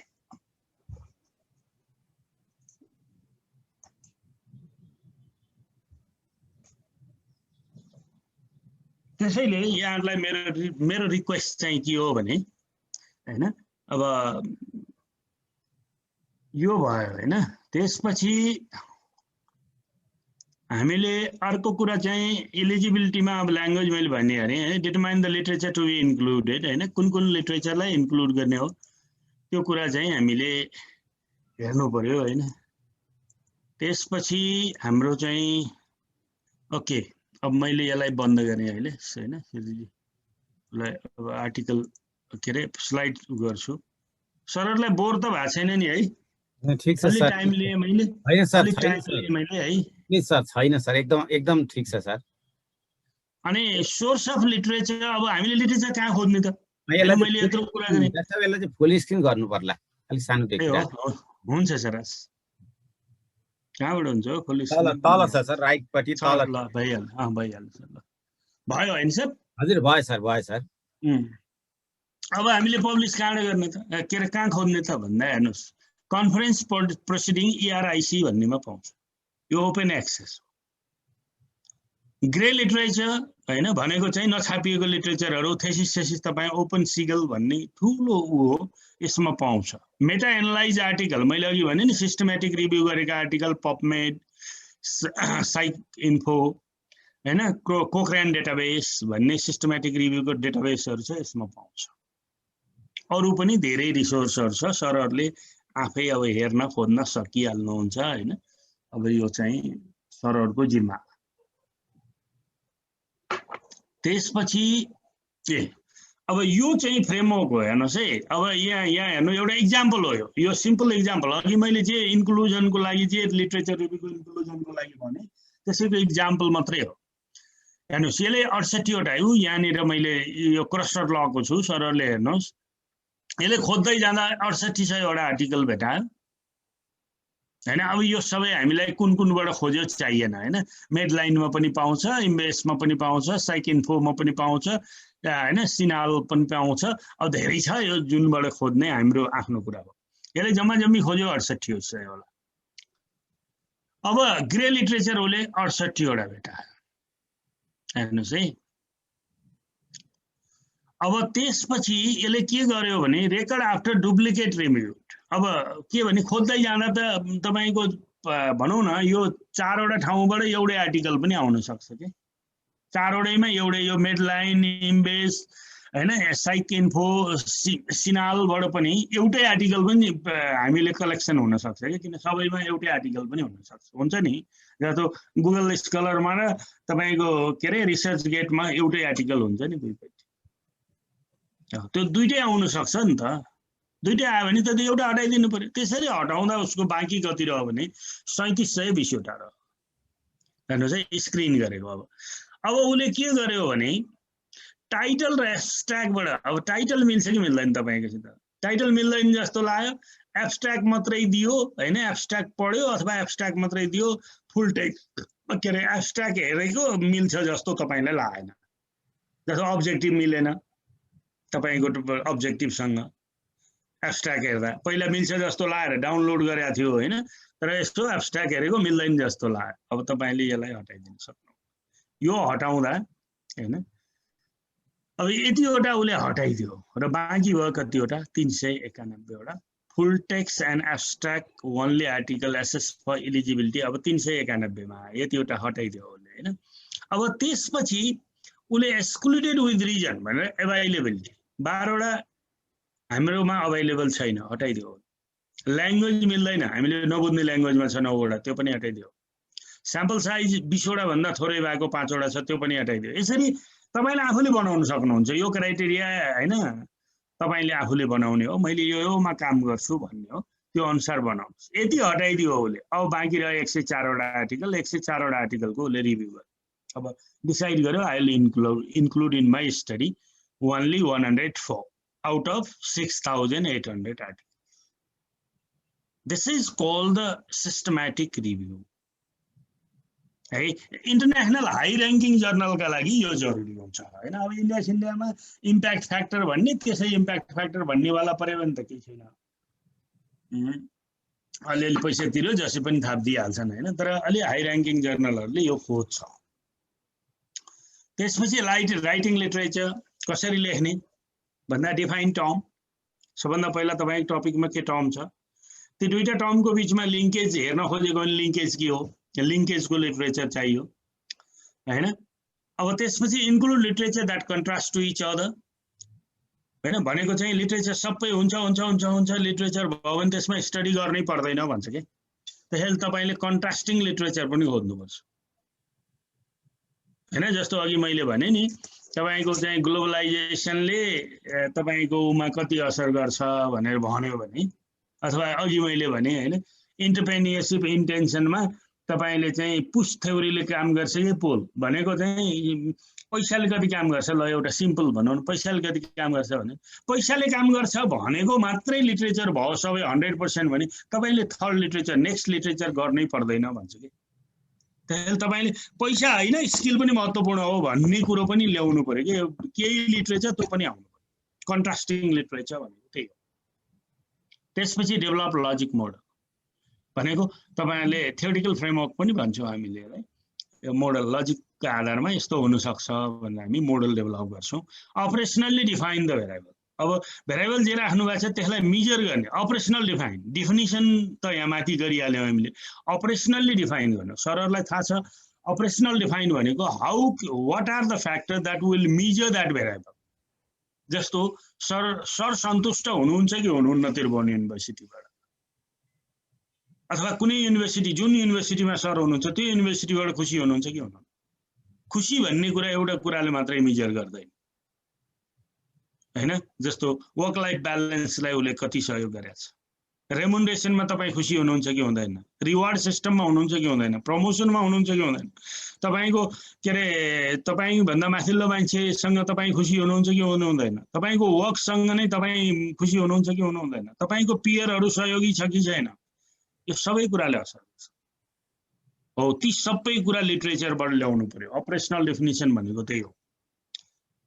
What are the factors that will help to measure the variable? त्यो फ्याक्टर ल्याउनु पर्यो, त्यहीबाट क्वेसन बनाउने हो भोलि हामीले। त्यसपछि डेभलप हाइपोथेसिस। अब हाइपोथेसिस डेभलप पनि गर्न सक्नुहुन्छ। सबै ठाउँमा जरुरी हुँदैन हाइपोथेसिस। हाइपोथेसिस आवश्यक छ भने गर्नुहोस्, छैन भने नगर्नुहोस्, यो कम्पलसरी चाहिँ होइन। अब हेर्नुहोस् सिक्वेन्सिङ कसरी गर्ने। जस्तो मैले एउटा यो आर्टिकल छापेको हो, future state of capitalism in Nepal the post covid regain हैन। पोस्ट कोभिड पछाडि बिजनेसहरू रिगेन गर्नलाई, बिजनेस फेरि त्यही सिचुएसनमा आउनलाई कस्तो क्यापिटलिजम नेपालमा चाहिन सक्छ। स्टेक होल्डर क्यापिटलिजम हैन। अब क्यापिटलिजम चारवटा हुन्छ, stakeholder, stockholder, managerial capitalism, government capitalism हो। पहिला यी सबैलाई डिफाइन गर्नुहोस्। मैले अघि भनेको त्यही हो, यहाँ अघिल्लोमा मैले भनेको त्यही हो, डिफाइन टर्म्स मैले त्यही कुरा भने। अब त्यसपछि मैले अघिल्लोमा भने यहाँहरूलाई लिङ्केज देखाउनुहोस्। If linkage you want to see हो, लिङ्केज छ भने लिङ्केज देखाउनुहोस्।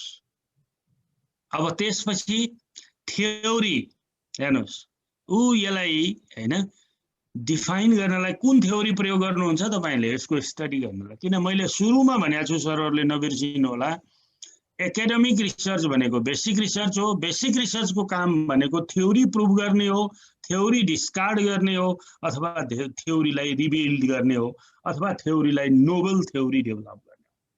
त्यसैले हामीले कुन थ्योरीको आधारमा यो स्टडी गरेको चाहिन्छ। जस्तो तपाईले लेबर और इम्प्लोइ क्यापिटलिजम मार्क्सको थ्योरी हो हैन, गभर्नमेन्ट क्यापिटलिजम किन्सको थ्योरी हो। यसरी कुन थ्योरी प्रयोग गर्ने हो त्यो थ्योरी पनि रिभ्यू गर्नु पर्यो। थोरै रिभ्यू चाहियो, आर्टिकलमा धेरै ठुलो रिभ्यू चाहिँदैन, थोरै रिभ्यू गर्नु पर्यो। ओके, अब यसरी हुन सक्छ यसमा हैन। जस्तो तपाईलाई मैले यो थ्योरेटिकल फ्रेमवर्क, लजिक फ्रेमवर्क भनेको यही हो। Stakeholder capitalism, stockholder capitalism, government capitalism, managerial capitalism for business regain. Business regain गर्नलाई यी मध्ये कुन चाहिँ ठिक, अथवा कुन एउटा ठिक अथवा केही ठिक, that you have to right यो फ्रेमवर्क डेभलप गर्नु पर्यो। सकेसम्म यो फ्रेमवर्क डेभलप गर्नु होला। यो फ्रेमवर्कलाई उनीहरूले धेरै महत्त्वपूर्ण मान्छ। यो इन्टरनेसनल सेक्टरमा चाहिँ अलिक बढी नै महत्त्वपूर्ण मान्छ। त्यसैले सरहरूले मिल्नेसम्म सब्जेक्ट छ भने गर्दा राम्रो। त्यसपछि हाउ टु साइट। अब तपाईले लेख्दा कसरी लेख्ने त नि? अब लिटरेचर त भेटियो, अब लेख्ने कसरी भन्दा सर्ट साइटेसन इन्भर्टेड कमामा लेख्ने भनेको 3 लाइन भन्दा कमको साइटेसनलाई अथवा 40 वर्ड भन्दा कमको साइटेसनलाई हामी सर्ट साइटेसन भन्छौँ। यसलाई कमा इन्भर्टेड कमा राखेर लेखिन्छ जेनरली। अब जेनरली भनेछु है मैले। लङ साइटेसन ह्याङ्गिङ फर्मेटमा हुन्छ। ह्याङ्गिङ भनेको जस्तो अब यहाँ अलिकति सेयर गरिहालौँ है त यसलाई पनि। यसलाई सरी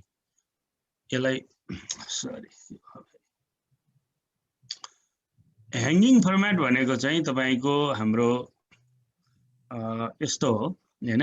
जस्तो हामी यहाँबाट लेख्छौँ हैन, यहाँदेखि यहाँसम्म, यहाँदेखि जेनरली लेख्दा यो पेजमा यहाँसम्म लेख्छौँ। अब यहाँ केही स्पेस छोडेर यसरी लेख्यो भने यसलाई ह्याङ्गिङ फर्मेट भन्छ। यता पनि केही छोड्यो, झुन्या जस्तो देखियो नि, ह्याङ्गिङ भने झुन्नेको भने झुन्या जस्तो। अब यसमा के हुन्छ भने यसमा हैन हामीले यसरी लेखेपछि हैन, अब थेसिसमा के भन्छ भने यो 1.5 स्पेसिङमा हुन्छ हैन। यो चाहिँ थेसिसहरुमा हामीले पीएचडी सीएचडी गर्यो भने 1.5 मा हुन्छ।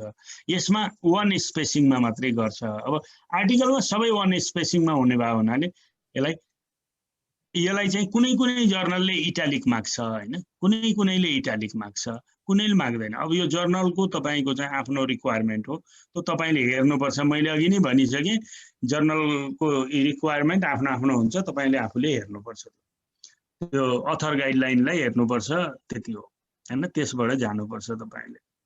र जेनरली गर्ने चाहिँ के हो भने अब अहिले चाहिँ प्लेगराइजमको इस्यु छ है।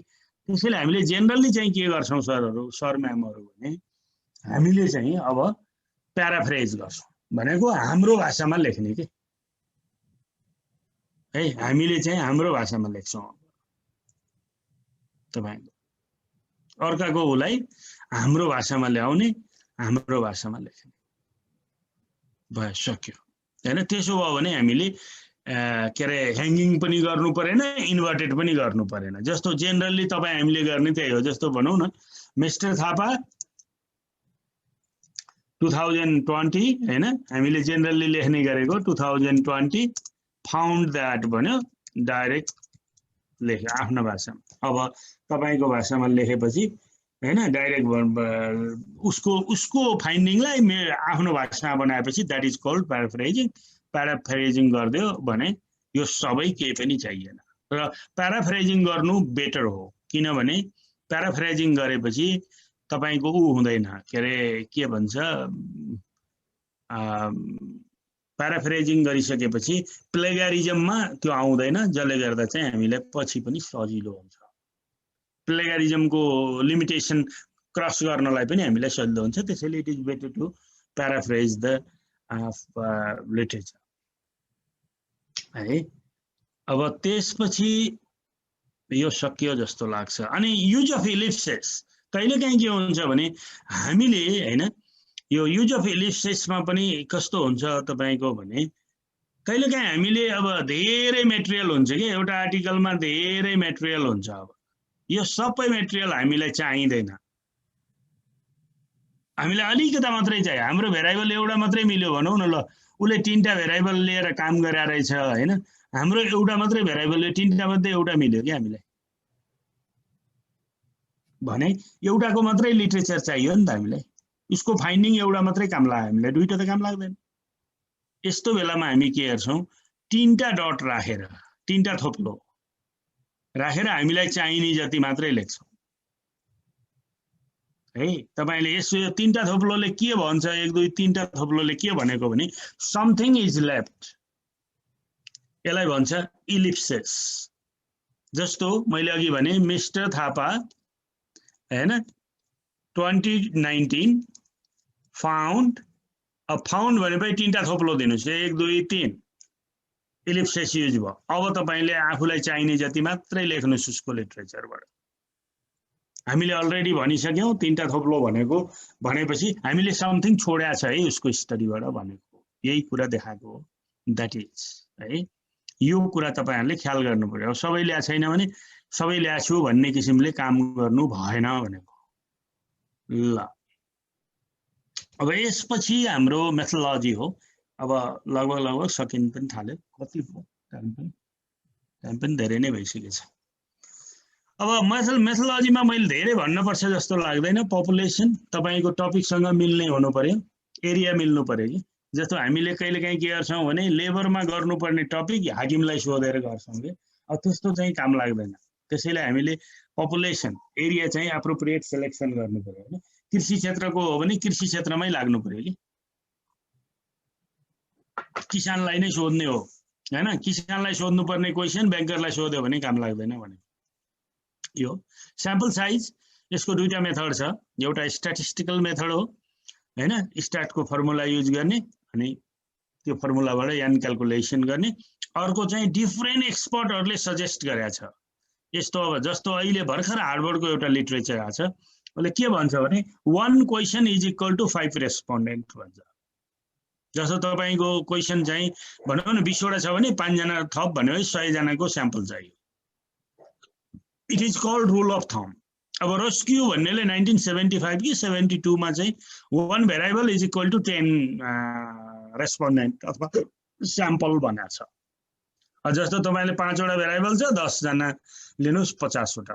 अब त्यो रस्क्यूलाई चाहिँ रेफर गर्नु पर्यो। यसले यो भनेको छ 1972 हो कि 75 ठ्याक्कै डेट मैले बिर्से, 72 और 75 मा भनेको छ। त्यसैले यो मैले यति लिएको हो भनेर क्लेम। अब स्याम्पलिङ टेक्निक कुन हो तपाईको हैन। अब यो मैले भनिरहनु पर्ला, सिम्पल र्यान्डम हो कि चिट्टा गरे हो कि सिस्टमेटिक र्यान्डम हो, कन्भेनियन्स हो। सकेसम्म कन्भेनियन्स नगर्नु भन्छ, कन्भेनियन्सलाई बायस स्याम्पलिङ हो भन्छ। त्यसैले कन्भेनियन्स नगरौँ अरु हैन। प्रपोसिभ हो कि भनेको जो मान्छेले जान्दा छ भने त्यही मान्छेलाई सोधेको हो कि भन्न खोजेको। डेटा कलेक्सन प्राइमरी हो कि सेकेन्डरी हो, र प्राइमरी हो भने कुन टुलको प्रयोग गरेको हो, सेकेन्डरी हो भने how do you reach up to the data हैन। डेटासम्म तपाई कसरी पुग्नु भयो त, सेकेन्डरी डेटा सबै त एक्सेसिबल हुँदैन। How did you get it, that you have to write. Next is data analysis tool and their significance.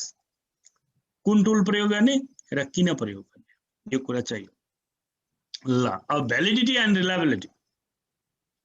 डेटाको validity चाहियो, रिलायबिलिटी चाहियो हैन। भ्यालिडिटी का लागि हामीले कन्करेन्ट एन्ड डिस्क्रिमिनेन्ट भ्यालिडिटी को लागि कन्फर्मेटिभ फ्याक्टर एनालिसिस गर्छौं। स्ट्रक्चरल भ्यालिडिटी को लागि पाइलट टेस्टिङ गर्छौं। अब रिलायबिलिटीमा हैन हामी क्रोनब्याच अल्फा मोस्टली युज गर्छौं स्ट्याटिस्टिकल टुल, तर कोरिलेसन गरे पनि हुन्छ। कोरिलेसनमा मैले क्राइटेरिया हैन, यो एउटा दिएको क्राइटेरिया हो। यो क्राइटेरिया 1 पर्फेक्ट रिलायबिलिटी, 0.9 आयो भने excellent reliability, 0.8 to 0.9 R value हैन। कोरिलेसनको भ्यालुलाई आर भ्यालु भन्छ। आर भ्यालु 0.7 to 8 आयो भने एक्सेप्टेबल रिलायबिलिटी, त्यो भन्दा तल आयो भने नन एक्सेप्टेबल। 0.7 भन्दा तल आयो भने एक्सेप्ट गरिँदैन भन्छ। एउटा दुईटा आयो भने you may give the logic हैन, यो एकदमै लिटरेचरले इम्पोर्टेन्ट भनेको छ त्यसैले युज गर्नै पर्छ भन्न सक्नुहुन्छ हैन। तर अरु बेलामा तपाईले भन्न सक्नुहुन्न। अरू बेलामा यसलाई रिजेक्टै गर्नुपर्छ 7 भन्दा तल आयो भने त्यस्तो के भन्छ अब टुल क्वेसनर चाहिँ काम लाग्दैन अब तपाईको क्वेसनर काम लागेन अब फेरि तपाईले चाहिँ डेटा कलेक्सन गर्नु यो एकदमै खोज्छ भ्यालिडिटी हैन रिलायबिलिटी एकदमै खोज्छ ल अब डेटा एनालिसिस हो अब डेटा एनालिसिसमा टेबल चार्ट दुईटै बनाउने हैन सरहरू लामो बनाउनलाई टेबल चार्ट बनाउने हैन उनीहरुले एक्सेप्ट गर्दैन कि टेबलमा गर्नुस् कि चार्टमा व्हिच वान इज बेस्ट हैन पाइ चार्ट साइ चार्ट बनायो भने टेबल चाहिएन टेबल बनायो भने पाइ चार्टहरु चाहिएन एउटै कुरा हो त्यो प्रेजेन्ट गर्ने हैन अब डेटा एनालाइसिस गर्दा नि कुनै पनि टुलको आफ्नो प्रिजम्पसनहरु हुन्छ एजम्पसनहरु हुन्छ है प्रिरिक्विजिट्सहरु हुन्छ त्यो पूरा नगरिकन तपाईले टुल युज गर्नु भने त्यो टुल काम लाग्दैन त्यो एनालाइसिस काम लाग्दैन जस्तो मैले एउटा एक्जाम्पल दिएको छु धेरैको छ मैले एउटा एक्जाम्पल दिएको regression is your expected tool तपाईले रिग्रेसन युज गर्नु पर्यो भन्नुभयो भने रिग्रेसन प्रयोग गर्नका लागि तपाईलाई यिनी कुराहरु प्रुफ हुनुपर्छ लिनियरिटी हुनुपर्छ ओएलएस गर्नलाई अन्य लिस्ट के रे लिस्ट स्क्वायर रिग्रेसन गर्ने हो भने लिनियरिटी हुनुपर्छ डेटामा नर्मालिटी हुनुपर्छ डेटामा यो टेस्ट गर्नुपर्छ सबै टेस्ट गर्नुपर्छ हेट्रोसेरास्टिसिटी टेस्ट गर्नुपर्छ कोलिनियरिटी टेस्ट कोलिनियरिटी भनेको प्राइमरी डेटाको लागि है अटो कोरिलेसन भनेको सेकेन्डरी डेटाको लागि यो टेस्ट तपाईले पहिला गर्नुपर्छ यदि यी टेस्टहरु डेटाले पास गर्यो भने मात्रै you can use regression otherwise you can not use regression अब अर्को डिसाइड द टुल अब हैन यी कुरालाई कन्सिडर गर्नुस् अब यी कुराहरु हैन प्रिजम्पसनहरु कुनै पनि टुलको प्रिजम्पसनहरु हुन्छ त्यसलाई तपाईले गर्नुस् त्यसपछि ओके त्यसलाई पास गर्यो डेटाले भने you can use the tool हैन अब यो अब टुल कुन कसरी भन्ने अलिकता मैले थोरै सरहरूलाई थोरै आइडिया होला भनेर मात्रै राखेको अब स्ट्याटको सरहरू पनि हुनुहुन्छ भने मलाई भन्दा धेरै आइहाल्छ इकोनोमिक्सको पनि इकोनोमेट्रिक्स पढेको हुन्छ मलाई भन्दा धेरै आइहाल्छ त्यही पनि मिन हामीले एभरेज रेस्पोन्स हेर्नलाई अथवा लेभल पोजिसन मान्छे चाहिँ ले त्यो कुरालाई ठिक मानेको छ छैन के छ भनेर हेर्नु पर्यो भने युज गर्छौं स्ट्यान्डर्ड डेभिएसनको हामीले जेनरली एक्सप्लेनै गर्दैन मैले देखेको रिसर्चहरुमा अब मैले अघिल्लो पटक चाहिँ बंगलादेश र इन्डियन प्रोफेसरहरुको आर्टिकल आथ्यो मलाई रिभ्यु गर्न उनीहरुले पनि गरेका थिएन है आईसीबीटी भन्ने एउटा कन्फरेन्समा प्रेजेन्ट गर्ने पेपर रहेछ म कहाँ पठाएको थियो तपाईको चाहिँ स्ट्यान्डर्ड डेभिएसनमा नै एनालाइसिसै गरेका थिएन त्यसो भने स्ट्यान्डर्ड डेभिएसन नराख्नुस् राख्ने हो भने एनालाइसिस गर्नुभयो स्ट्यान्डर्ड डेभिएसनले हाम्रो रेस्पोन्स कति सिमिलर छ भन्ने कुरा देखाउने हो जस्तो 500 जनालाई सोध्यो भने most of the data scattered हो कि मिन भ्यालुबाट टाढा हो भनेको मतलब रेस्पोन्स फरक छ विभिन्न मान्छेको फरक छ कि धेरै जसो मान्छेको रेस्पोन्स एउटै छ भनेर देखाउँछ के यसले स्ट्यान्डर्ड डेभिएसन अब यो कसरी गर्ने भन्ने स्ट्याटको सरलाई सरहरूले कन्सल्ट गर्दा राम्रो हुन्छ कोरिलेसन हेर्नु पर्यो अथवा रिलेसनशिप मात्रै हेर्नु पर्यो तपाईले कति रिलेसन छ भनेर हेर्नु परेन रिलेसन पोजिटिभ छ कि नेगेटिभ छ भनेर हेर्नु पर्यो भने कोरिलेसन रिग्रेसन कति रिलेसन छ त कति असर गर्छ त एउटाले अर्कोलाई भनौं न तपाईले प्राइसले डिमान्डलाई कति असर गर्छ भनेर हेर्नु पर्यो भने अथवा डिमान्डले प्राइसलाई कति असर गर्छ भन्नु पर्यो भने प्राइसले डिमान्डलाई असर गर्छ कि गर्दैन मात्रै भन्नु पर्यो भने कोरिलेसन गरे भो कति गर्छ भन्नु पर्यो भने रिग्रेसन अब तपाईले पार्शियल रिलेशनशिप हेर्नु पर्यो भने स्टेप वाइज रिग्रेसन हैन जस्तो कहिलेकाहीँ के हुन्छ भने रिलेशनशिप डाइरेक्ट जाँदैन के मैले एउटा राखे जस्तो पनि राखेको छैन हैन तपाईको चाहिँ कस्तो छ भने डाइरेक्ट मात्रै जाँदैन रिलेसन जस्तो भनौं न मान्छे तपाईले पोलिसी आयो पोलिसी किन लागू हुँदैन नेपालमा इकोनोमिक पोलिसी जस्तो बजेट भनौं न हाम्रो बजेट प्रत्येक वर्ष लागू हुँदैन क्यापिटल एक्सपेन्डिचर खर्च हुँदैन किन हुँदैन खर्च हैन हो यो बीचमा अर्को भेरिएबल आउँछ के जसलाई हामी मोडरेटिङ भेरिएबल भन्छौं के अरे मेडिएटिङ भेरिएबल, नट मोडरेटिङ, मेडिएटिङ भेरिएबल। मेडिएटिङ भेरिएबलको प्रेजेन्स बिना दुईटा इन्डिपेन्डेन्ट र डिपेन्डेन्ट भेरिएबलको रिलेसनसिप हेर्न सकिँदैन हैन। जस्तो तपाईको हामी जेनरली के भन्छौँ भन्ने, जस्तो एउटा म सेयर गरिहालेँ, सरहरूले हतार नमान्दैनौ, एकैछिन अब आज अलिकति ढिलो हुने हो। जस्तो के हुन्छ भने मैले चाहिँ हैन के हेर्न खोजेँ भने वर्कफोर्स डाइभर्सिटी भयो भने पर्फर्मेन्स बढ्छ भन्छ हैन। एउटा रिलेसन हामीले पर्फर्मेन्स बढ्छ भन्छ, इन्क्रिज हुन्छ भन्छ। लेबरको कुरा आयो, यो इकोनोमिक्समा पनि आउँछ, म्यानेजमेन्टमा पनि आउँछ। तर के वर्कफोर्स डाइभर्सिटी हुँदैमा कन्फ्लिक्ट बढ्न पनि सक्छ नि। जेनरली हामी कहाँ त कन्फ्लिक्ट बढ्छ त, त्यसो भए पर्फर्मेन्स कसरी बढ्छ भन्दा के भन्छ भने अहिलेको नयाँ लिटरेचरहरूले बिचमा हैन, यसले के भन्छ भने if the management expertise is high in managing the conflict, then performance increases. यसको मतलब के हो भन्दा वर्कफोर्स डाइभर्सिटीले पर्फर्मेन्स बढाउनलाई म्यानेजमेन्टको एक्सपर्टिज चाहियो। This is called mediating variable. Mediating variable. अब यसको रिलेसन हेर्न पर्यो नि, यसले यसलाई कति असर गर्छ, यसले यसलाई कति असर गर्छ, यसले यसलाई कति असर गर्छ। योबाट यो हेर्नेलाई पार्शियल रिलेसनशिप भन्छ, योबाट यसलाई हेर्ने डाइरेक्ट रिलेसनशिप। डाइरेक्ट रिलेसनशिप तपाईले लिनियर रिग्रेसनबाट पनि गर्न सक्नुहुन्छ, लिनियर रिग्रेसनबाट पनि गर्न सकिन्छ। तर पार्शियल रिग्रेसन भनेको you can not do through the linear regression, it is not appropriate tool. यही हो अब्सोलेट मेथोडोलोजी भनेर अघि मैले भनेको थिएँ नि, अब्सोलेट हो त्यो। लिनियर रिग्रेसनबाट तपाईले पार्शियल रिलेसन हेर्नु भने भ्यालु त निक्लिन्छ हैन, तर त्यो काम लाग्ने भ्यालु होइन। That is called the obsolete methodology. त्यसैले के गर्नु पर्यो, हायरार्किकल रिग्रेसन तपाईले गर्नु। अब यो हेर्नलाई तपाई उमा पनि जान सक्नुहुन्छ, के अरे स्ट्रक्चरल इक्वेसन मोडलिङमा गए पनि यो चाहिँ एप्रोप्रिएट मेथड हो। त्यो भन्दा सजिलो मेथड भनेको चाहिँ यो दिस इज ल यो भन्न खोजेको हो। यसमा बीचमा भेरिएबलहरु आउँछ, त्यसको पार्शियल रिलेसनशिप हेर्न पर्यो भने हायरार्किकल रिग्रेसन हामी हेर्छौं भन्न, यति मात्रै मैले सरहरुलाई भन्न खोजेको हो। अब यसपछि तपाईको एफ टेस्ट चाहिँ दुईटा कामलाई, एउटा मोडल फिट, तपाईले युज गरेको मोडल जुन छ स्ट्याटिस्टिकल मोडल, त्यसले कति एक्सप्लेन गर्छ र त्यो ठीक हो कि हैन।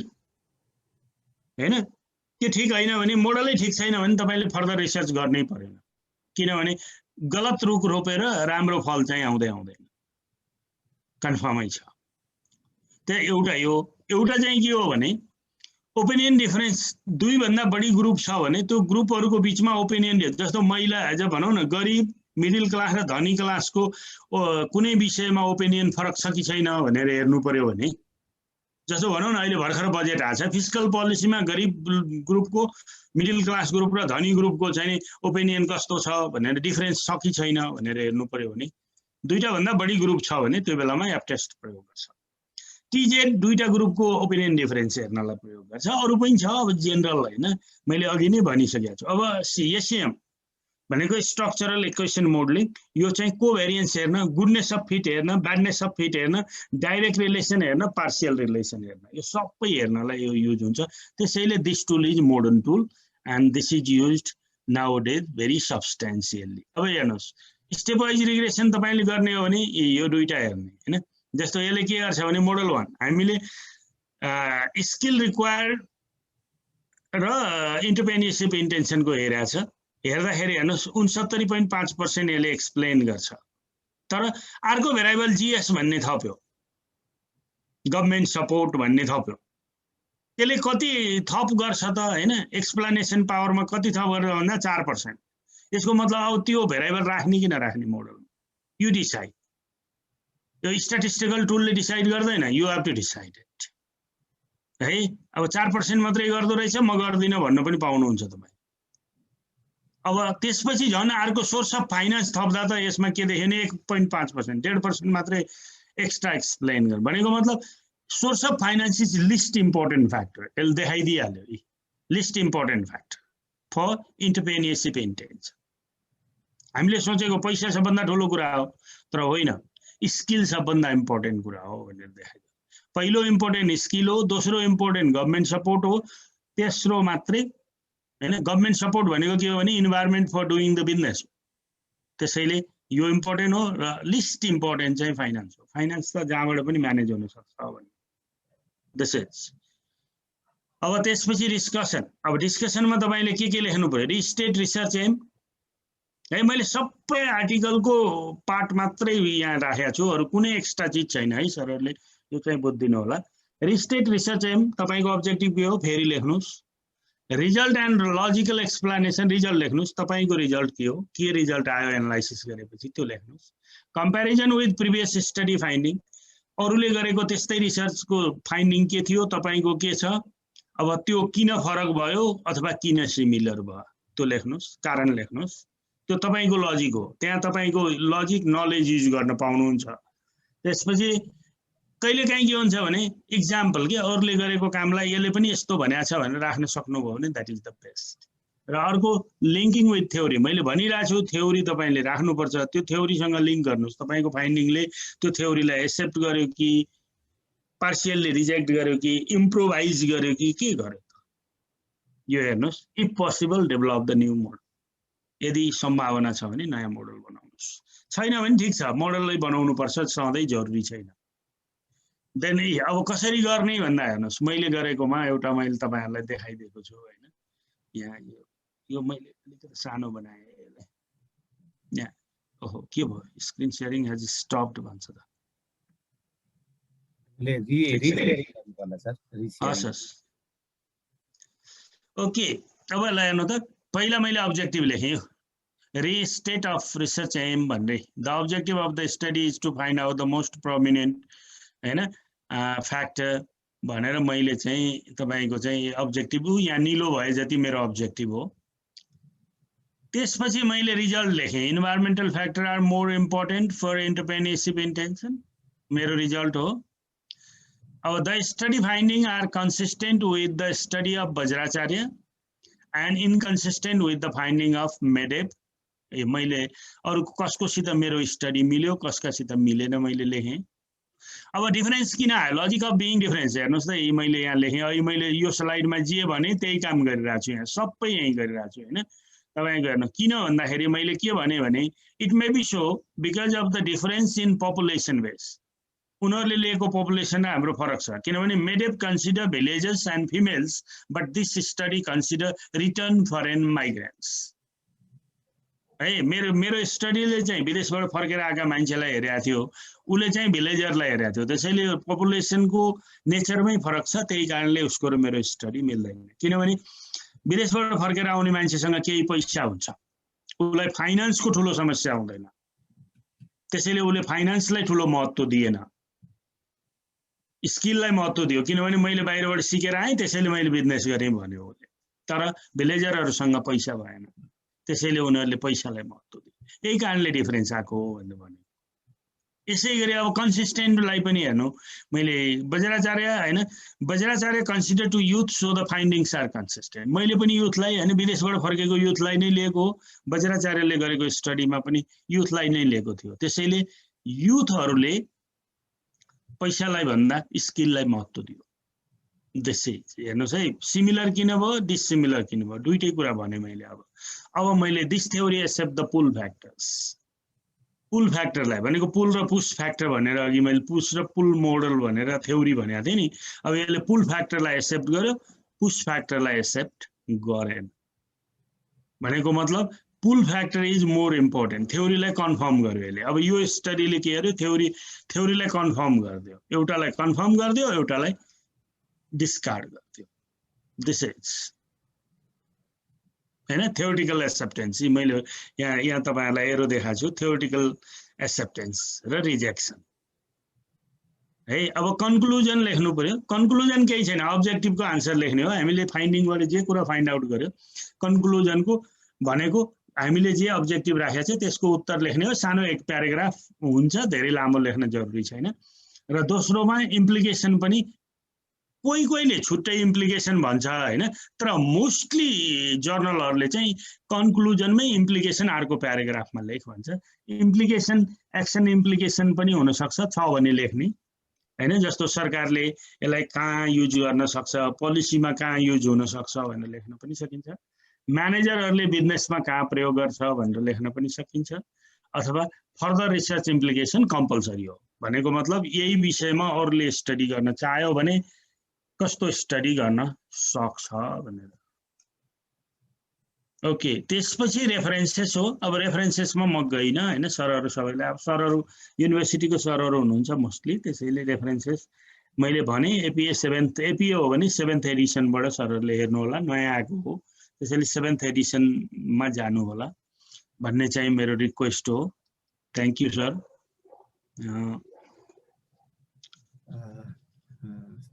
सर ध्रुव सर, सिद्धियो सर? सिद्धियो सर। ए हस् हस्, धन्यवाद आदरणीय सहप्राध्यापक डाक्टर ध्रुवलाल पाण्डे सरलाई सुन्दर प्रस्तुतिकरणको लागि। सरको हामीले सरकोमा एकदम मोर प्र्याक्टिकल एउटा आर्टिकल, स्ट्यान्डर्ड आर्टिकल लेख्ने चाहनेहरूको लागि चाहिँ मोर प्र्याक्टिकल, मैले मेरो व्यक्तिगत रूपमा चाहिँ मैले चाहिँ मोर प्र्याक्टिकल पाएँ। त्यस्तै स्ट्यान्डर्ड कुराहरू आयो सर, धेरै कुराहरू, नयाँ कुराहरू पनि पायो र कतिपय कन्फ्युज भएका कुराहरू पनि चाहिँ कन्फ्युजन दूर भयो। यसको लागि सरलाई म कार्यक्रमको सञ्चालक र कोअर्डिनेटरको तर्फबाट म सरलाई धेरै धेरै धन्यवाद दिन चाहन्छु र अन्य साथीहरूको तर्फबाट पनि मैले सरलाई एकमुष्ट धन्यवाद दिएँ। र अब यसपछि यो हाम्रो फर्स्ट सेसनको कार्यक्रम चाहिँ यही समाप्त हुन्छ।